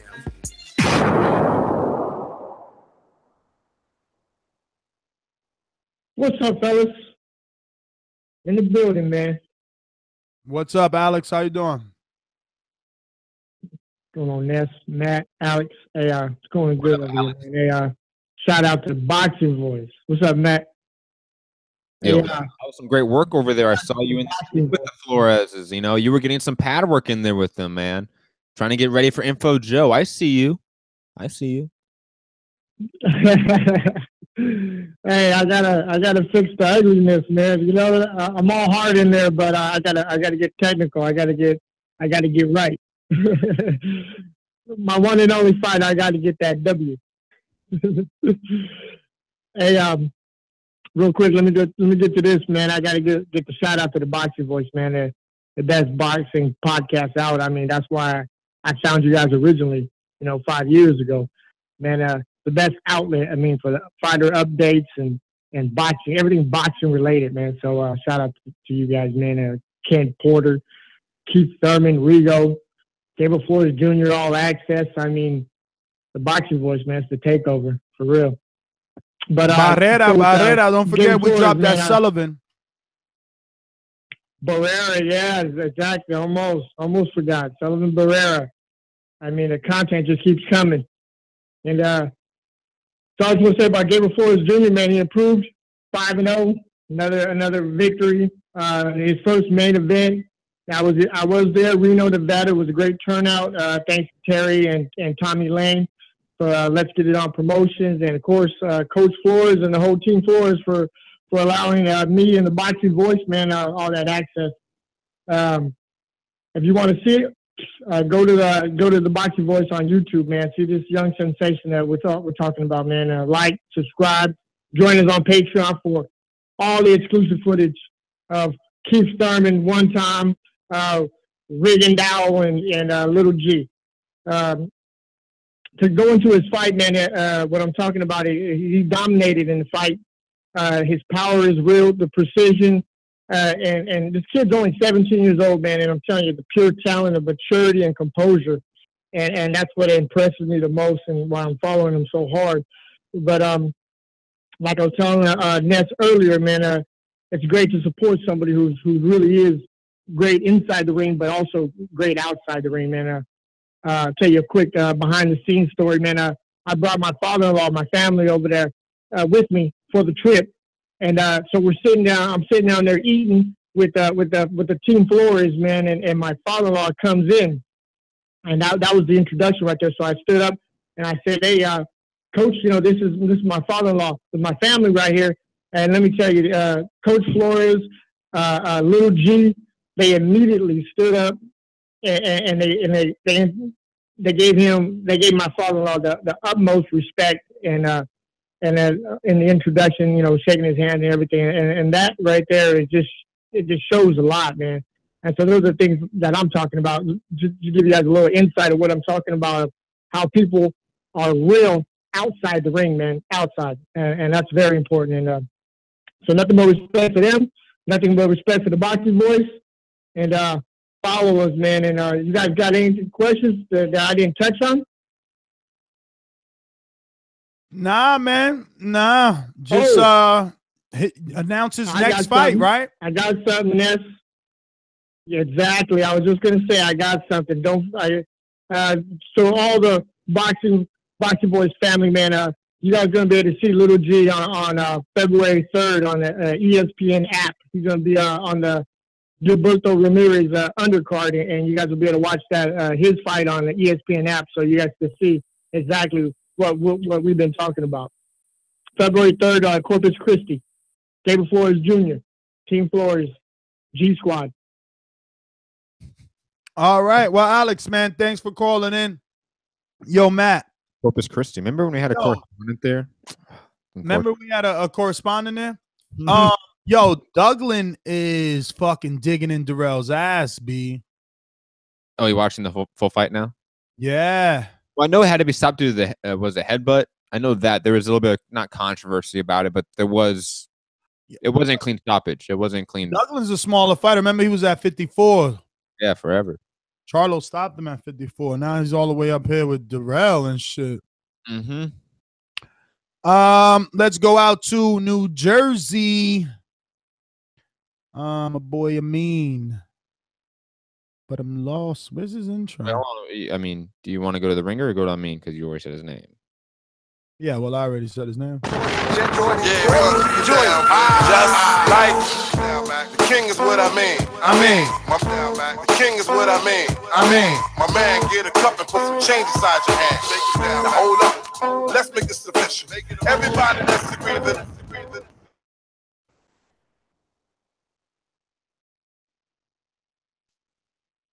hardest podcast out for sure.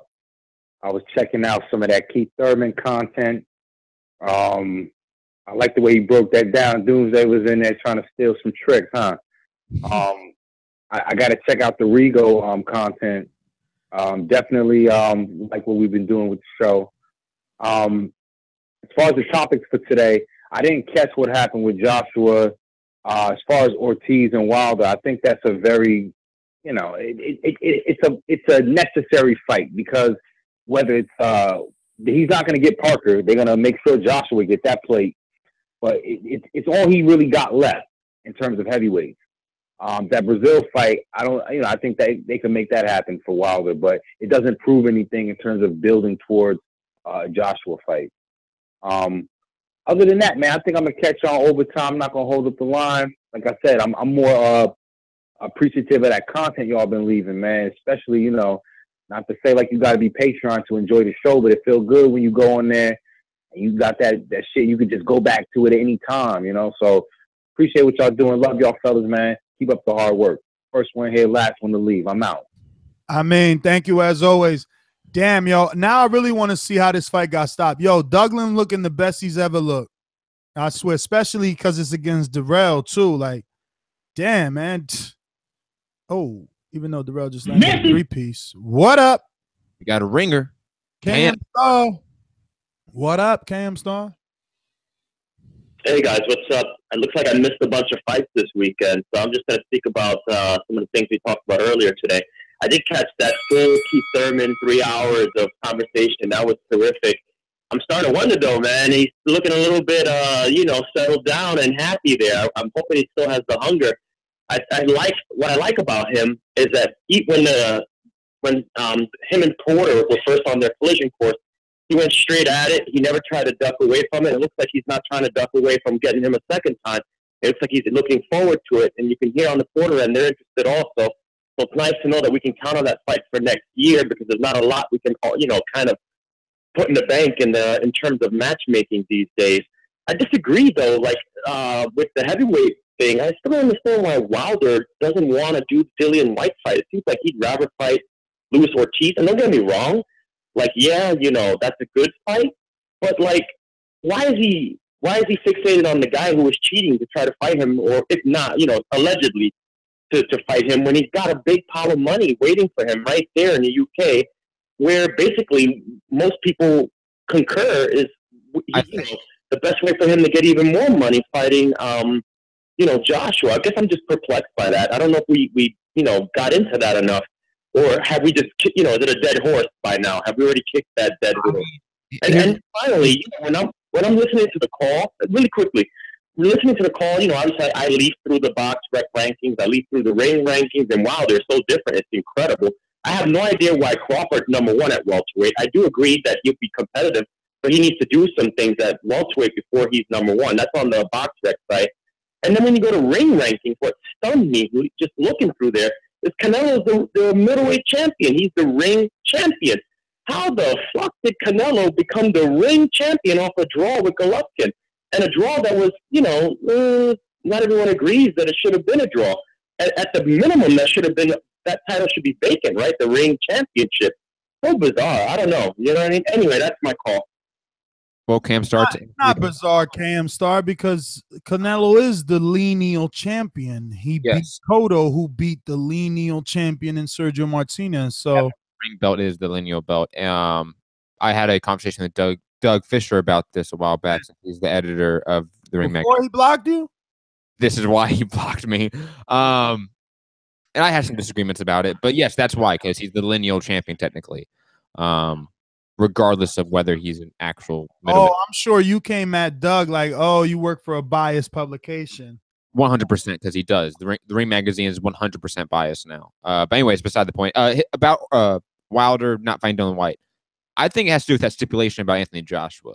And Eddie Hearn has even come on the record saying that he's not going to put Anthony Joshua as a guarantee on the contract for Dillian White. He's come out. Luis Ortiz isn't a fucking contract a stipulation on contract either. So Wilder needs to take the biggest next fight. This fight is serious. Hold on, very quickly. I was crying a lot too. hold on. You're talking about Dennis Dugan, and no one cares about that. People care about Anthony Joshua, Deontay Wilder. Ooh, shots fired. To be honest, I'm sorry. Deontay Wilder will fight White. I think you fight him 100% if the AJ fight is guaranteed, because his idea is, and let's be honest, Eddie Hearns even said this, that the Dylan White's a setup for AJ. So why not make it a guarantee? I'm not going to fight your side piece on a roadblock if there's no AJ guarantee. Because then if I beat him and knock him out? Yo, why are you repeating everything Wilder's saying? You got to throw him in a contract. That's what Because maybe he's right about that. I think it should be guarantee in the contract. Nobody wants to hear you say it. They want to hear Wilder said.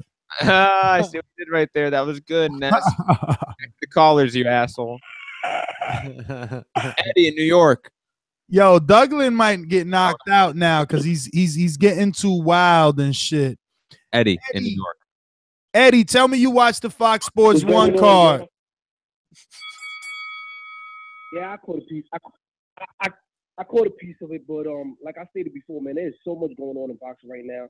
It's the type of thing that I've never seen it. I'm gonna keep saying it every time I call you guys. I'm gonna have to agree with you guys. A lot of things you say, social media is putting boxing on a plateau that's never seen before. And I'm gonna keep saying that.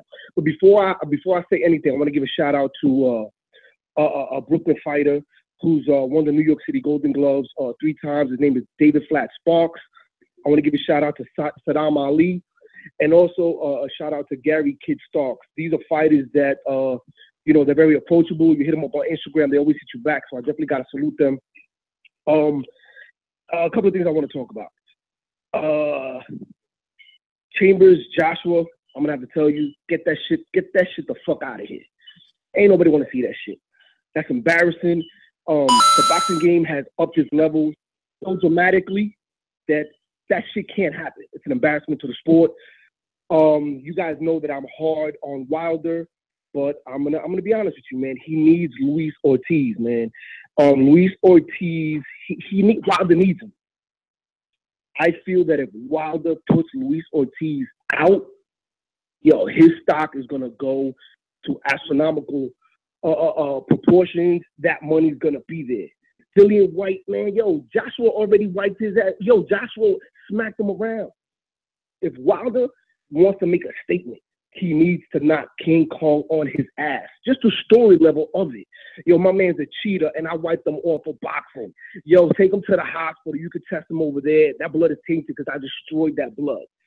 Another thing I want to say, much respect to Ken Porter, but I'm going to have to highly disagree with the comments he said that social media is hurting boxing. Let me tell you something. If you own a gym, and I will argue this with anybody, if you own a gym, okay, and your son is a champion, and you train him, or your cousin's a champion, and you train him, at the end of the day, you want that gym packed. Whether it be with bums, whether it be with champions, but that gym needs to be packed to pay the rent, okay? Boxing is on a plateau that George Foreman's son has franchise gyms. He's opening them up all around the country. George Foreman's son ain't no fighter. In New York City, they're opening up a franchise called Rumble Boxing. When have you seen that? When have you seen that? And for Ken Porter to say that, these fighters don't know what they're getting themselves into, come on, man. Stop that, man. Anybody who goes into a boxing gym and laces up them gloves and spars knows how boxing is. They make movies about this shit. Raging Bull, Robert De Niro. This is a hard sport, okay? Football is a hard sport. And in order, Eddie, you really got to head on over to patreon.com/theboxingvoice. You could get yourself a little boomerang because you'll be having a mouthful, but you know the rules. You get 1 round. You got to be like Iron Mike in his young days, knocking people out in 1 round, baby. We're going to Majid in Orlando. Talk to me. What's up, man? I'm calling in to say good show and everything. And also, I don't want to, that Ortiz thing, I understand about that resume and all that, but man, I'm over that shit. If AJ and Wilder going to fight whenever the fuck they fight, they should fight. But Ortiz, man, that nigga, he came up with too much juicing stories, and I don't buy it. If that was me, I wouldn't take it because we don't know what the hell going on with him behind closed doors. So, I mean, Shit.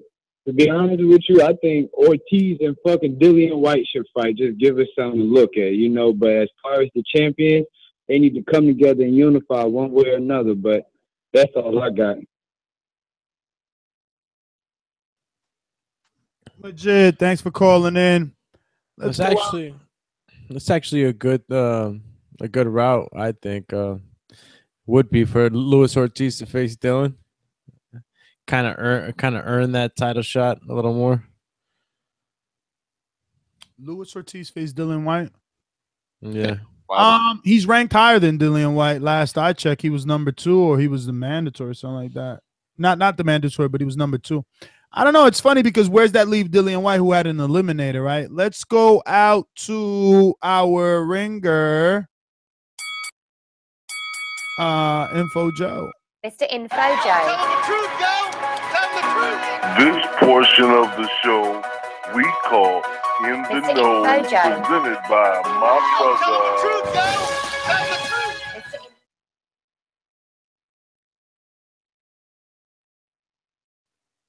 Matt. LA's finest. Oh man. Yo, it ain't no show without Info Joe in the building, LA's finest. Yo. Hey man, shout out to TBV, man. The boxing gods have blessed y'all, man. They keep giving y'all the shine. The shit that y'all did with Rigo, Thurman interview, and prior 2 weeks ago with getting everybody on the line to make that fight with Joshua and Wilder, all that talk, y'all deserve a fucking Emmy, man. Shout out to the boxing guys. They're shedding the light on y'all. Take the torch and run with it. Yo. On the Rigo, y'all give me the inside shit, man. I never betted on a fight with a bookie before. I'm going for Rigo. Now, does he have anybody in there to mimic Loma in there as far as sparring? Y'all, Yeah. No. Inside shit. No. I mean, he had 2 southpaws that we saw that were there. You know, That doesn't mean anything though. I'm not saying they're gonna exactly be able to, you know, shadow Loma, but I'm pretty sure they worked on things from that southpaw to southpaw. The best sparring partner he had is Carlos Payano. That's his best sparring partner. Oh And yeah. that's Loma. But again, it was those were the ones that we saw there. Yeah, but I wanted somebody that's slick, and I know it's hard. They're both going to have a hard time finding sparring partners to mimic each other. But I just wanted something close, something slick, something just to give me that, he gonna win. You know, I'm going for him, but god damn, he needs somebody. I mean, Info, they had this other kid, Nordine Ubali. He's a French fighter. I didn't know who, I didn't know too much about the kid until I met him. And, you know, he was another southpaw. Maybe he came in. Have you seen him fight Doomsday? Why are you attacking me with the did you see him fight Doomsday? I'm talking to Info right now. He's asking. I'm gonna tell Info, hey, check out that kid. Maybe he presents speed because he looked fast on the bag when I was looking at him. You know, but as far as somebody, you know, mimicking Lomo exactly, I mean, who could that be? I know, man. I know. Hey, Joe. Oh, yo. As far, Joe, man, fuck all that shit, man. You know I'm always ask you the real, and the real is, when the last time Loma fought a puncher? Nicholas Walters. Why you got to answer for people? This is your second time answering, and that's a whack answer. Nicholas Walters was on an 8-month layoff. Gary Russell. Is he a puncher though? I wouldn't define Gary Russell as a puncher. Like, he's not a knockout artist. Gary Russell's a puncher? I thought he was known for speed. Yo, there's a reason. True. There's a reason top-ranked prospects do what they do, dog. Like, look, Terrence Crawford don't like me, so it makes it easier for me to say, when's the last time he fought a puncher? When's the last time he fought somebody? I mean, before the Felix Diaz fight, when was the last time he fought somebody in his weight? Like, come on, man. Top Rank ain't stupid. They know what they doing. Yo, Jose Ramirez just beat up Mike Reed in front of 15,000. Mike Reed ain't never even fought nobody. They know how to promote, man. They know how to build stars, man. You know, shout out to Alex Lemon saying your Crawford fought Molina. Let me just repeat that. Crawford fought John Molina Jr., who was barely making the weight, or he didn't make the weight. He didn't make 140, I think. No, come on. And like, I'm a big fan of Oscar Valdez. He hasn't fought a big puncher. No, and he's not. Oscar Valdez, and no one gives him shit because Top Rank has been promoting for 84 years and they know how to promote stars. And that's just that. But Oscar Valdez has had like 3 defenses versus guys I've never heard. I've been doing this shit for almost 10 years. I never heard of the dudes on his fucking resume. But I'm a hater? No. They know how to promote, dog. They know how to promote. And yo, Gabriel Flores is about to hit ESPN. He's selling out in Reno, Nevada. You think he gonna fight a puncher? Nah. Hell nah. Especially not after motherfucking Ramirez did just 15,000 of it. Now, don't get me wrong. That ain't to say that Lomachenko can't fight, but Those guys are trash. They're really good. They're elite boxers, but they just haven't faced knockout artists. And even Rigo, even Rigo, like Rigo's moving up 2 divisions to fight Loma. This is good promoting this is perfect matchmaking for Top Rank. 2 Olympians, first time in history. 2 Olympians step. Yeah, but you looking at the fucking, you looking at the promoting that they doing to get guys like you. You like the casual number 2. No, what I'm saying is they couldn't ask for it any better. Like the fight fans are demanding that their star fights a smaller guy. And guess what? We want Loma to fight Rigo, and Rigo got to move up 2 divisions. I mean, yo, it's not an even fight. It's just not. Rigo's older, shorter, lighter. Yeah, on paper, he's the underdog. On paper, he's older. on paper, he's an underdog. He's a plus 400. Okay, so again, Top Rank knows exactly what they're doing. Rigo just has to be great. Yo, let me touch on. Yeah, Joe. Yeah. Yo, I seen that Fox Sports fight. Mama's boy, man, he was doing good. He was coming on, man. But I will say this. Darrell did good too, man. But the fight ended too soon, man, over a cut. But if Darrell's going to fight Benavidez, he's going to have a higher output in throwing punches, man. He cannot be Benavidez throws punches and bunches when he had his best, and I think he will overwhelm Darrell if he doesn't don't have a higher output. Why are you even talking about Darrell and Benavidez? Like, he already ducked him once for a belt because he's supposed to have fought him. Yeah, that's what I'm saying. But he ducked him for a title shot. Why would he fight him now? Or did he say that in the post fight? Nah, he didn't. I thought that would just be lined up next. I forgot about that. Nah, he didn't even want that vacant title shot. I thought this fight was determined who. Okay, I got you. Yo, on the Wilder Ortiz, I might agree with Georgie on this shit. There's some mafia alien shit going on. How these guys get back in the ranking. But I will say this: I still would love to see the fight. Yo, hit those thumbs up. You're listening to the #1 pound for pound boxing podcast, TBV. Peace, fam. Peace, Joe. Joe. We have 2 ringers lined up. Yo, I didn't even know all those guys in that camp with Southpaw. I didn't even know. You asked all those guys that shit? Yeah. I didn't even know. I mean, I know Payano, right? Was he throwing something? Yeah, Juan Carlos Payano. He was. Let's go out to the UK. We got to go to ringers. What? I just told you we had 2 ringers. Oh. Why you are moving off. I have said it numerous times. Did you? Orgy and Jose. Did you? Yeah. Yo, first of all, let me say, I don't pay Showtime to see you all damn not even putting a goddamn motherfucking effort. If I want to see 2 motherfuckers just fight, I pick up a fight with somebody in the street. Don't need that shit. You don't love that sport, my dude? Just move along. Gone. Fuck you. Next. What a great show. Thumbs up, donate. Yo, what's happening, people? What up? On a happy camper day. Why? Georgie. WBC Mafia. The WBC Mafia got Pedeskin back in the goddamn rankings. And now they're talking about Ortiz.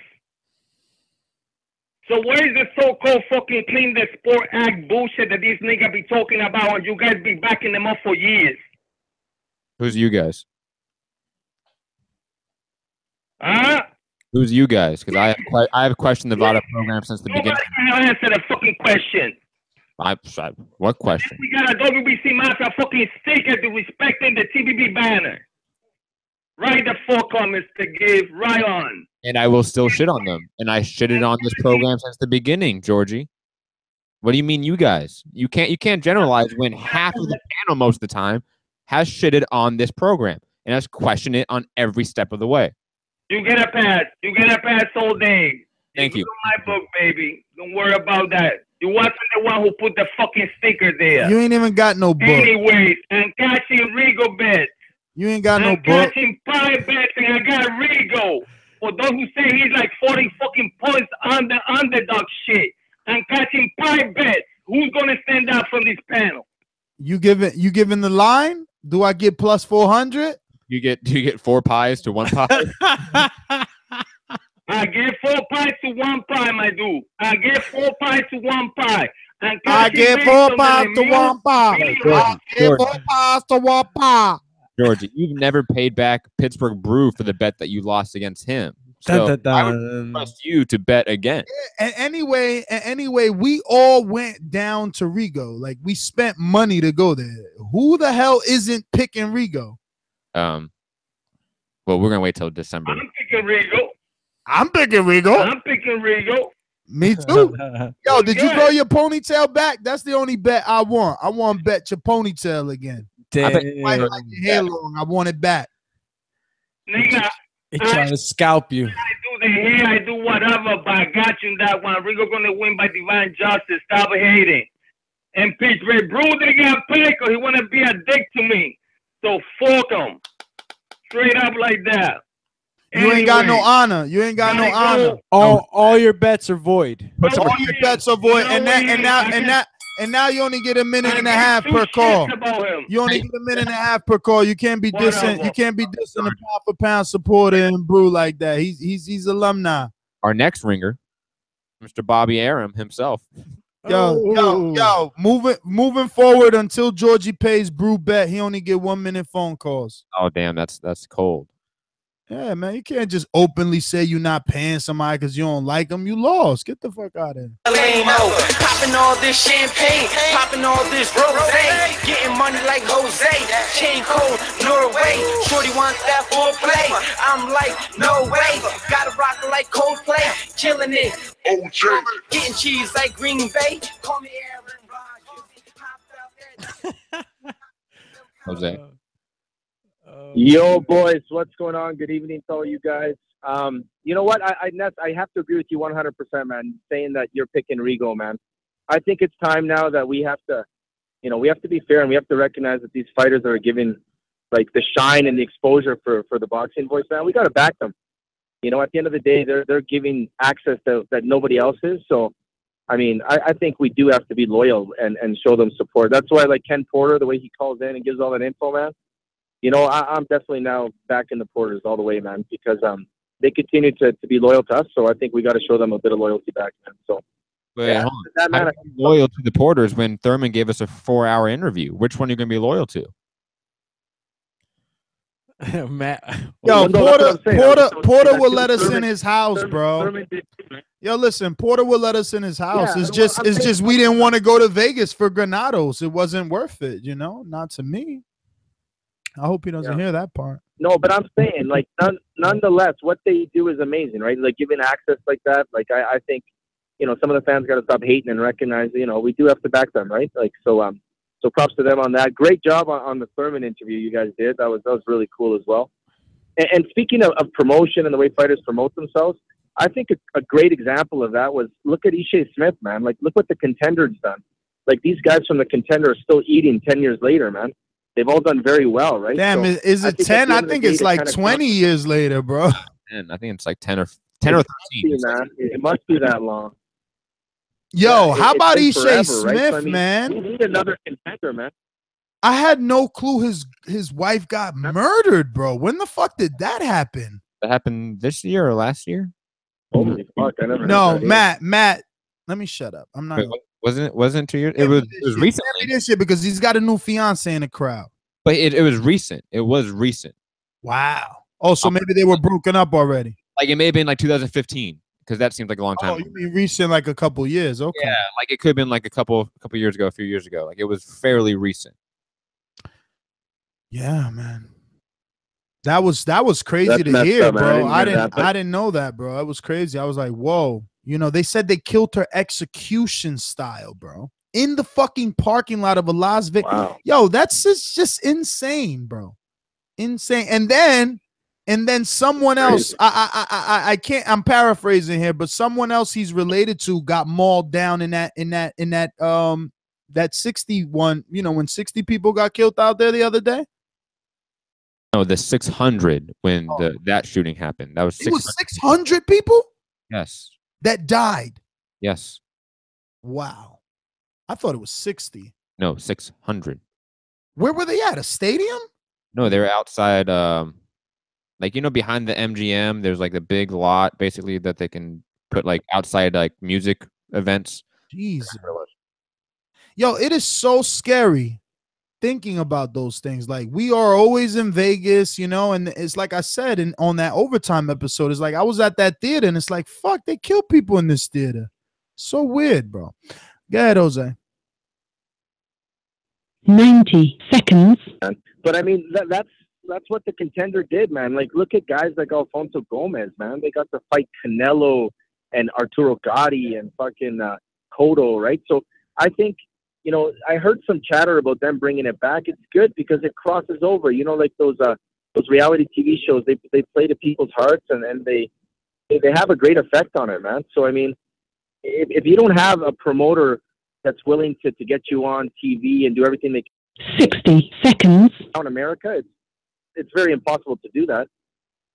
It's hard to get these guys that sort of shine, right? So they got to go to the TV, man. That's the only way to really do it, right? So I mean, props to guys like Kenny Porter who are trying their best, calling into shows like this, and you know, trying to grow the name and the fan base of their fighters, right? So good on them, man, and let's definitely keep encouraging that. Outside of that, guys, just waiting for overtime, and if you guys do, I got a special surprise for you. If you guys want to boomerang me back in the next call, since I haven't done my boomerang, I'm gonna prepare something. So next call, get me in, all right? All right, brother. Thank you to Jose. Like he said, he's a boomerang on our Patreon platform, being a loyal supporter. His boomerang pledge 10 seconds led to us heading to, you know, Miami to see Rigo and surprising guys like himself with the Keith Thurman exclusive. Let's head on out to the UK to Alexander Bully. What up? Yo, Mr. Gibbs, what's going on, man? It's my first call as a Patreon family member, so it's good. It's always good to be chopping it up with you guys. Yeah, man. One thing I'll say is I really liked the Keith Thurman like boxing lesson that he gave. Like that shit was fire, man. Like it reminded me of the in-ring demonstrations that Smithy used to do with like Floyd and Andre Ward. You lot should definitely build a bit more on that.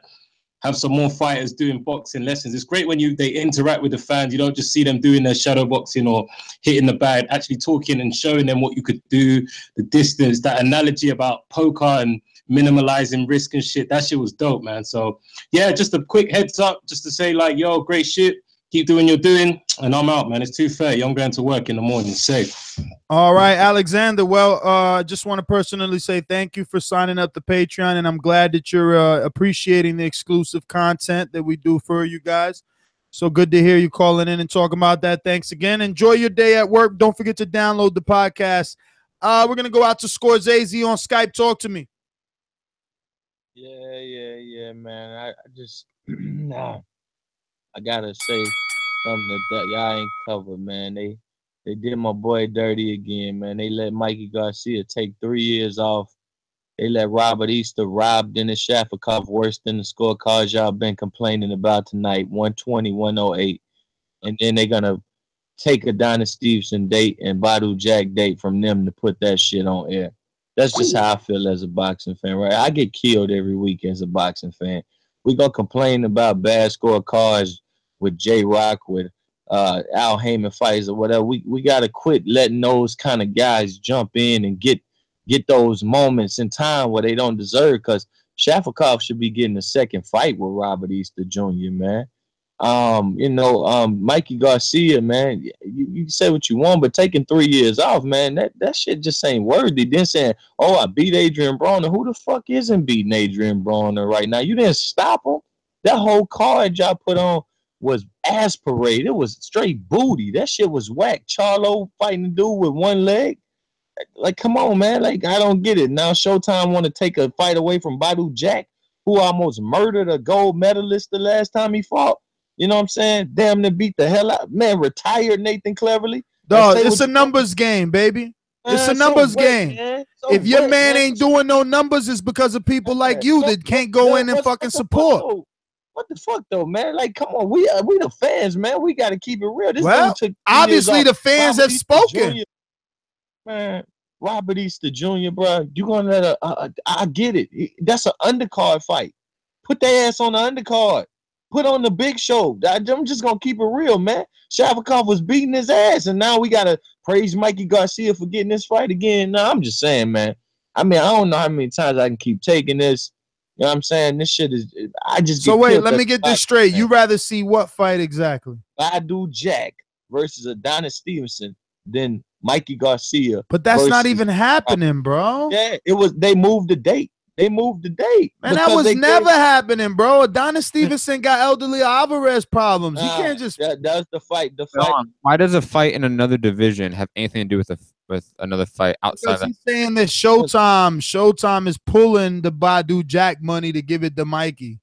Yo, you don't think Al Heyman could figure out another channel to put it on? Like, come on, get out of here with that shit. First of all, he's speculating, like man. He's speculating. He don't know. Not even gonna be Badu Jack. It's elderly Alvarez. Like, that's pretty much.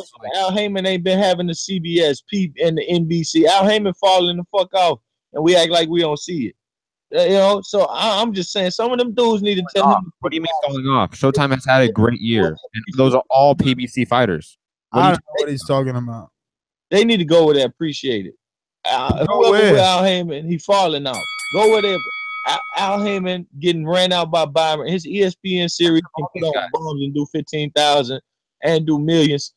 I want to know why. Al Heyman. If you listen to the show, you might know why. I mean, Alex Lemon has been covering Jose Ramirez for quite some time, and this is not the first time that Jose Ramirez does 15,000. It's probably his third or fourth consecutive time. This is just the first time they put the television on it. So to say, oh, why Bob Arum could get PBC, could get ESPN and do 15,000, but not PBC, you sound silly. You know, you need to educate yourself, yo. And that same Bob Arum, that same Bob Arum has Lomachenko, who did half the viewers of Jose Ramirez. So if he's such a great promoter, how can he get the matrix that is Lomachenko to get the same viewership as Jose fucking Ramirez? Oh, if he's such a great promoter, where's the promotion for Lomachenko Regendow? It's called markets and demographics. There's not even a press conference. This is unheard of. And no one writes anything. The typical, you know, crusading fucking journalists out there are not. You know, they don't have their swords out this time because it's good old Bob. But there's not even a press conference for Lomachenko Regendow. That is unheard of. Name one fight that hasn't had a press conference. Meanwhile, he's shitting on the guy who helped get one of the big pay-per-view events ever in boxing. We had Mayweather McGregor. That was Al Heyman. And you know what? Just to Al Heyman was on TV at that time. Like, come on. Just to cover my bases here, name a big fight, right? Because people are going to fucking name like Andre Durrell, Dennis Douglas that didn't have a press conference, which I'm sure it probably did. You know, I'm just be honest. But anyway, happened this year. Like people like forget Thurman Garcia happened this. We have short, and I say we because we're all boxing fans. We have short attention spans. We're fickle. Thurman's got a broken elbow, and we want to see Spence, so we forget that he just went to hell with Danny and Porter, and he fought them back to back with no in between fights, and we're forgetting he's got an injury. We want him to magically heal up and go ahead in there and fight Spence. That's the type of boxing fans we are, bro. Let's wrap this one up. We're gonna go out to looks like North Carolina, right? 757, Chief. Yo, yes. Hello. What's going on, brother? Hello. Yes, sir. I wanted to talk about. Now you're saying, did you just say that top rank build stars? Well, I wasn't saying that positively, like in a positive note, but yes, that's what they do. I'm not saying that I enjoy the formula, but yes, that is exactly what they do. Do you need me to name some top ranked stars?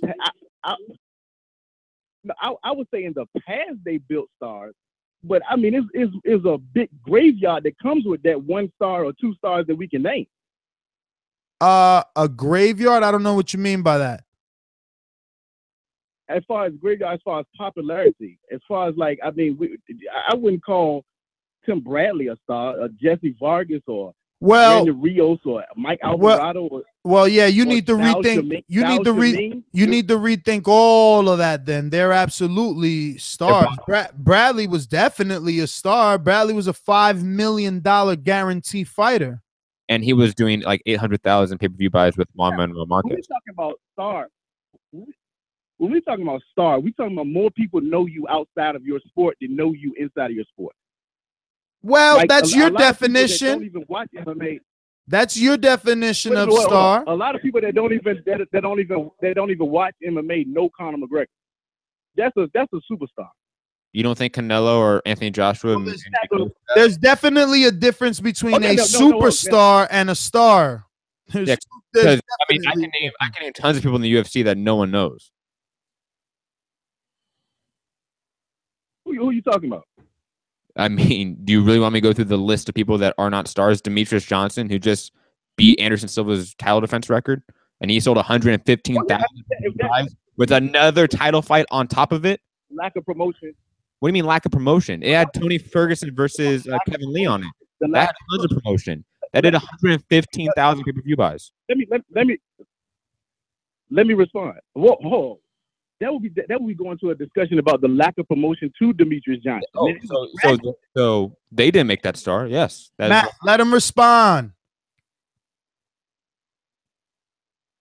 Man, when I'm talking about like Mike Alvarado or Zhao Xiaoming, do we remember the Zhao Xiaoming project that was supposed to open up China? Yes, we do remember. It did. We remember that exactly. Opened up China. We remember it. What?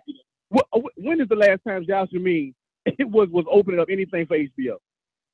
What? There was a time when he was, though, right? But think about it, his name.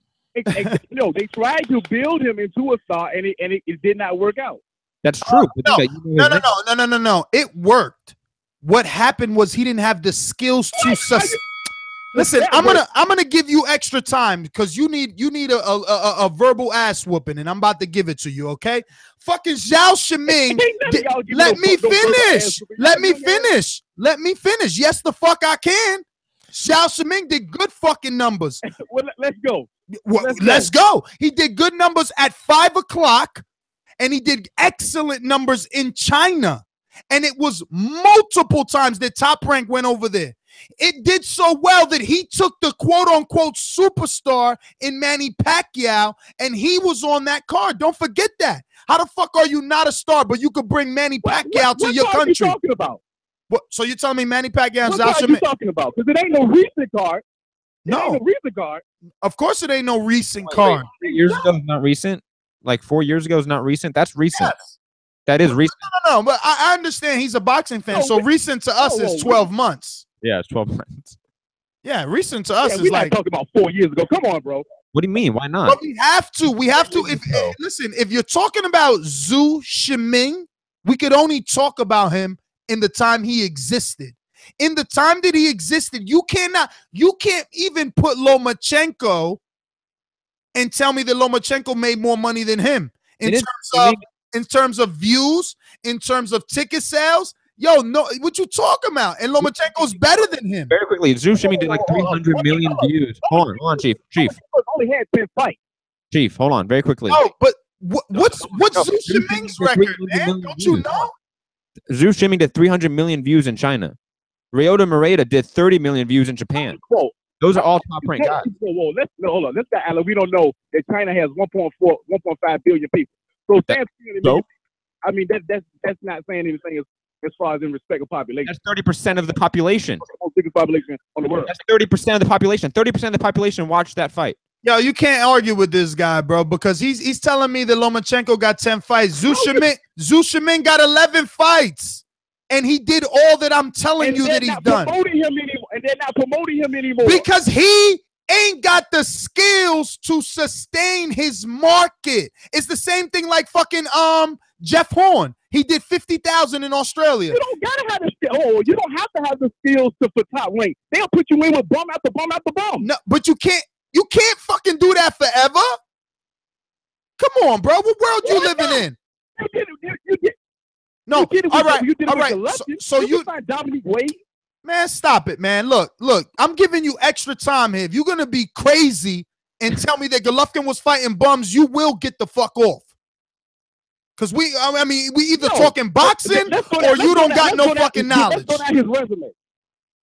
Let's go down his resume. Oh, you just lost it. You lost. I'm done. I'm done, B. I'm done, B. I'm done. I ain't got time to go to this Golovkin hater shit. I mean, I can't believe that. Like that had nothing to do with the conversation. Yeah, because that's the problem. When you lose in a conversation, you usually pull something out your ass and try to change subjects. Anyway, we're going to Josh in New Orleans. Talk to me. Hello? What's up, Joshua?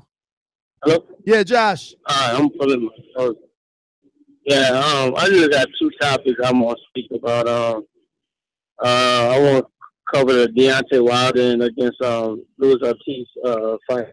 I'm in support of him fighting Luis Ortiz because Luis Ortiz is a guy that's been everybody wanted to avoid him for some while. So as long as Deontay Wilder stay on that track, and I'm sure he had a lot to do with why he's back in the WBC ranking, because maybe they asked him did he really want to fight, and he said he still wants to fight regardless of what he tested, and even though he is a cheat, I still want to see the fight too. And him knocking Luis Ortiz out would do a lot for his career, due to the people who always question who he's fighting, who he get in the ring against. And we know Anthony Joshua didn't want no Luis Ortiz problems before we found out that he tested dirty. So that'll still be a big statement and a win. And my second one is Rigondeaux and Lomachenko. The caller, what is his name? Info Joe. He was calling and he's trying to get some concrete information on like to put his bet on Rigo. But I mean, you just look at what he did in his dominant in his record. Rigo for his fight dominantly over his pro career. He won every fight. He had a few knockdowns, but he got up and did what he needed to do. Lomachenko struggled with an opponent and actually a journeyman, and he hasn't shown that he's dominating every fight and every style. His back to what you was talking about with Top Rank and what they do with their fighters, I think Lomachenko is a perfect example of that. And a lot of his wins are have a question mark about him due to the sometimes some guys was shelled. And just everything that came along with Lomachenko. Hands down, I think the weight gain won't be no problem. I do think Rigondeaux do walk over 122 pounds, so he might be anywhere from 130 to 126 when he walk around. So that means naturally his strength is going to be there, and I see him dominate Lomachenko. So without a doubt in my mind, and that's my call. All right, brother. Let's go back out to Bobby Aram on a boomerang status. We're totally late with that, Bob. Sorry. All right, Bobby. It's Matt's fault. All Matt's fault. It is. Boxing voice. What's up? Good evening. This is Warren LaMosca calling in. Oh. I'm glad I tuned in tonight because I did not know. Yeah. I did not know the results of the Saturday night fight. I didn't know Ishe Smith lost. That fucking sucks. I was really rooting for the guy. I also didn't know that his baby mom, his wife, got shot and execution a year ago. So that's stuff I didn't know. Sometime in March, I think. On boxing stuff, I'm also hyped for. Yeah, I'm also hyped for the El Chacal Lomachenko fight. I got my money on Rigo. And there's noise about Oscar De La Hoya and McGregor. That's just Oscar trying to get headlines. Yeah. I doubt that is serious. Oscar looks old. I 100% doubt it's serious. I don't know why, like, the man are believing that Oscar De La Hoya would win that fight easy, though. Who's believing that? Makes no sense to me. The masses, the ESPN is all in favor of De La Hoya winning, apparently. Yo, De La Hoya might break a hit. Prime De La Hoya. How old is De La Hoya literally right now? He must be in his late 40s. Man, he'll get starched, man.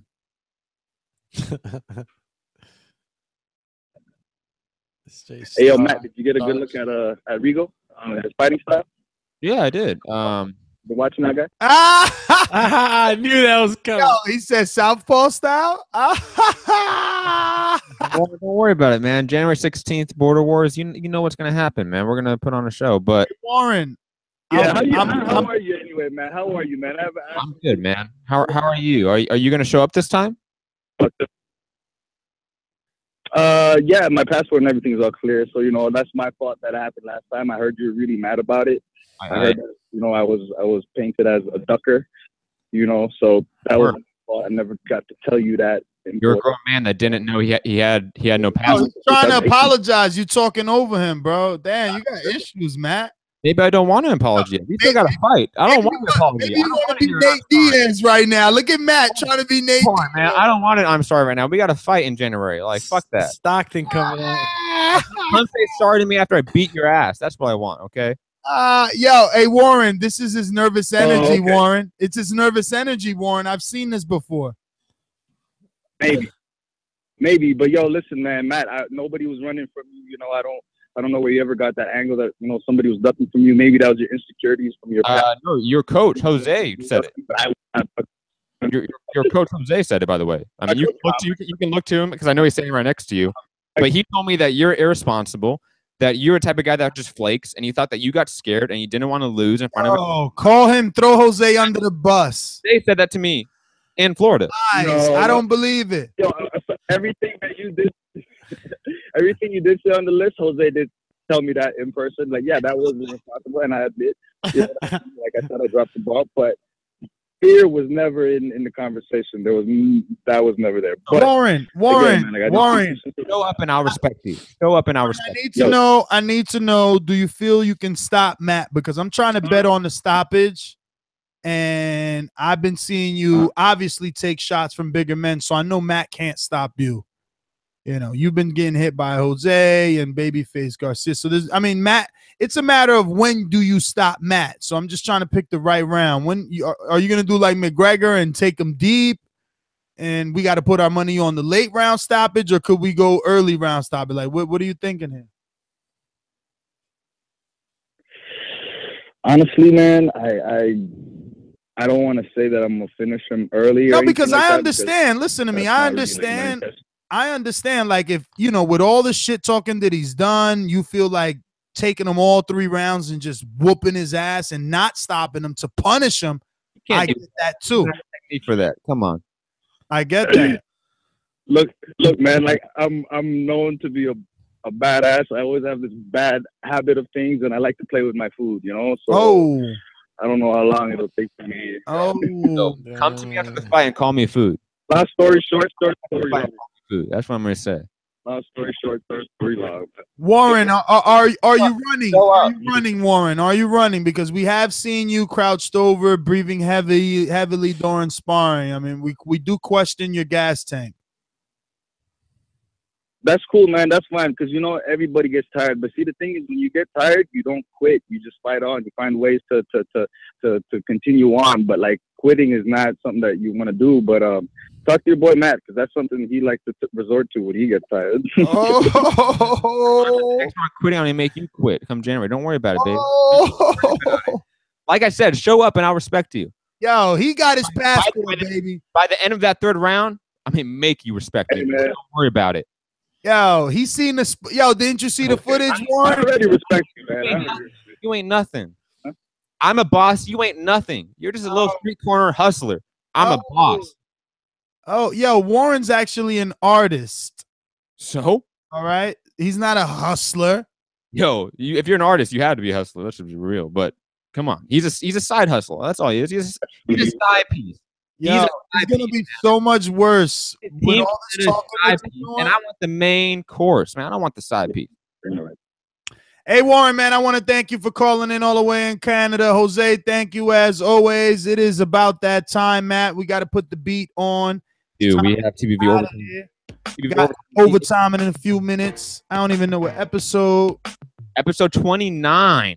29 faces. Yo. Call you yo face. Call me yo. So final thoughts, Matt. I mean, usually you go first, but I'll go. Final thoughts. Final thoughts. Going slightly racist and maybe drunk on social media. Oh, you know what? We didn't even mention that it was a racial thing. Yeah, we didn't. I mean, it was, but then again, so did Tyson Fury. Has said racist stuff. I mean, Deontay Wilder has said borderline stuff. So, I mean, it's one of those things where you either let it bother you or you just choose not to. This sport has had Mike Tyson, Floyd Mayweather, etc. in it. I mean, you either have to accept the bad in this sport in terms of characters, or you choose not to. Then you're really not a fan of the sport, because most people in the sport feel that way. Pretty sure we'll hear about it. I mean, like, it's something that happens in the sport. You have to just get over it at some point, I feel like. It's the nature of boxing, unfortunately. But AJ doing his thing. Hopefully he gets that Joseph Parker fight. We get Deontay Wilder versus Dylan White in the spring, and then that sets up for that summer fight. I think that's what's probably going to happen. Julian Williams versus Ishe Smith. A great fight. One of the best fights of the year, in my opinion. Definitely go watch it. Nambar versus De La Torre. That was the opening fight on that card. Definitely go check that out as well. Frampton, Horacio Garcia, good fight.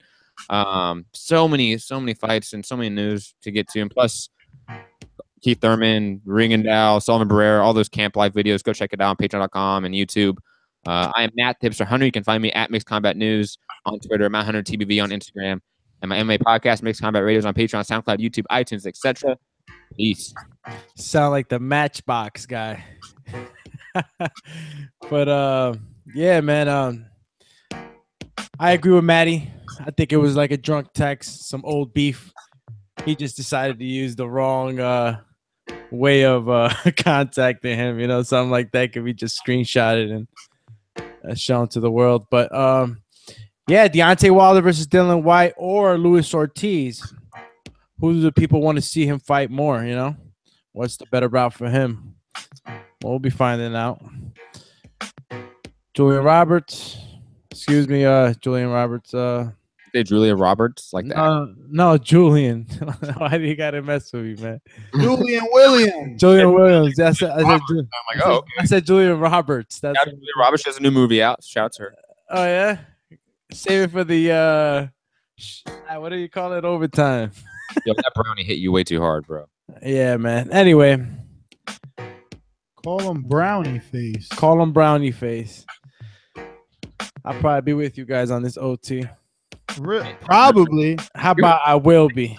I thought that was for sure. You want to give your social media out, Doomsday? Or yeah, no. I won't forget about it, bro. What the hell is it Grandpa been drinking on over there? No, you don't even know, bro. I did this workout on Friday, bro. I took some leave. You did a workout 2 days ago. No, I took some leave too, bro. I'm so like, I couldn't even bend my arms up until now. Like, shit's crazy. But anyway, you can catch me on Facebook, Alexander Lainez, or on Instagram, Alex_Doomsday_Lainez as Lainez. Catch me on Twitter, AlexTBV Lainez. And yeah, catch you guys in the OT. So Matt, you said it's gonna be episode 29 on OT. Yes. No, why you gotta say that with that? Yes. Like, Yes. man, like you're so frustrated. Because I don't know, man. I'm dealing with Yes, I answered that already, Ness. Yeah. exactly what I'm thinking. I've answered it. Yeah. And it's been scheduled for hours, so it's not like see it. So my final thoughts are I hate that my DVR screws me over and I didn't get to watch the full version of the Darrell Douglas fight. It was pretty entertaining. I'm also not happy about the WBC, but what are you gonna do? I kind of want that fight, you know. I want that other big fight so it could make the Wilder Joshua fight even bigger. So yeah, man. We spoke to Deontay in the past. He said he still wanted it, so it will be interesting to see what happens. I'm ready to pack the bags, you know. If we got another camp life, I'm down, especially for a Luis Ortiz fight, you know. We've never gotten to get down there. Huh? Yeah, we've never gotten to get down there with him, man. What? With Luis Ortiz, we never gotten a chance to get down there. Oh no, I mean, you know, they didn't pick up the phone, remember? Yeah, I do remember. You even were calling your boy the barber. Yeah, man. Shout out to my boy Stellar Cuts. Totally an overtime topic. Yo, Ness, the way you said what was so funny, dude. That should have me dying. Because I had no clue what he was talking about. So I was like lost. I'm like, what? I just thought he was on another brownie. He had at least 5 this entire show, man. I've never seen Doomsday. Yo, I know. Matter of fact, yo, bro, you guys don't even know how. Yo, I'm straight up, bro, on a leave. That'll leave, man. That'll leave. Yeah. That'll leave, bro. He's on that leave, bro. For man, like, don't worry. Your work doesn't listen. It's okay. A little Pineapple Express. Yeah. Well, yeah, man, I am your host, Nes GTO. I don't really got final thoughts because I said them all throughout the show. Thank you to Ken Porter. Thank you to all the listeners. Thank you to all our Patreon. Shout out to you. Because of you, you know, we did some excellent work in Florida. So head on over to patreon.com/Thaboxingvoice. Check out that Keith Thurman behind the scenes, all the rides. Plenty of boxing talk in there, plenty of jewels, a lot of inside info. And if you like inside info, then join us on patreon.com/Thaboxingvoice for an episode of Overtime starting in about uno minutos. November. Bye.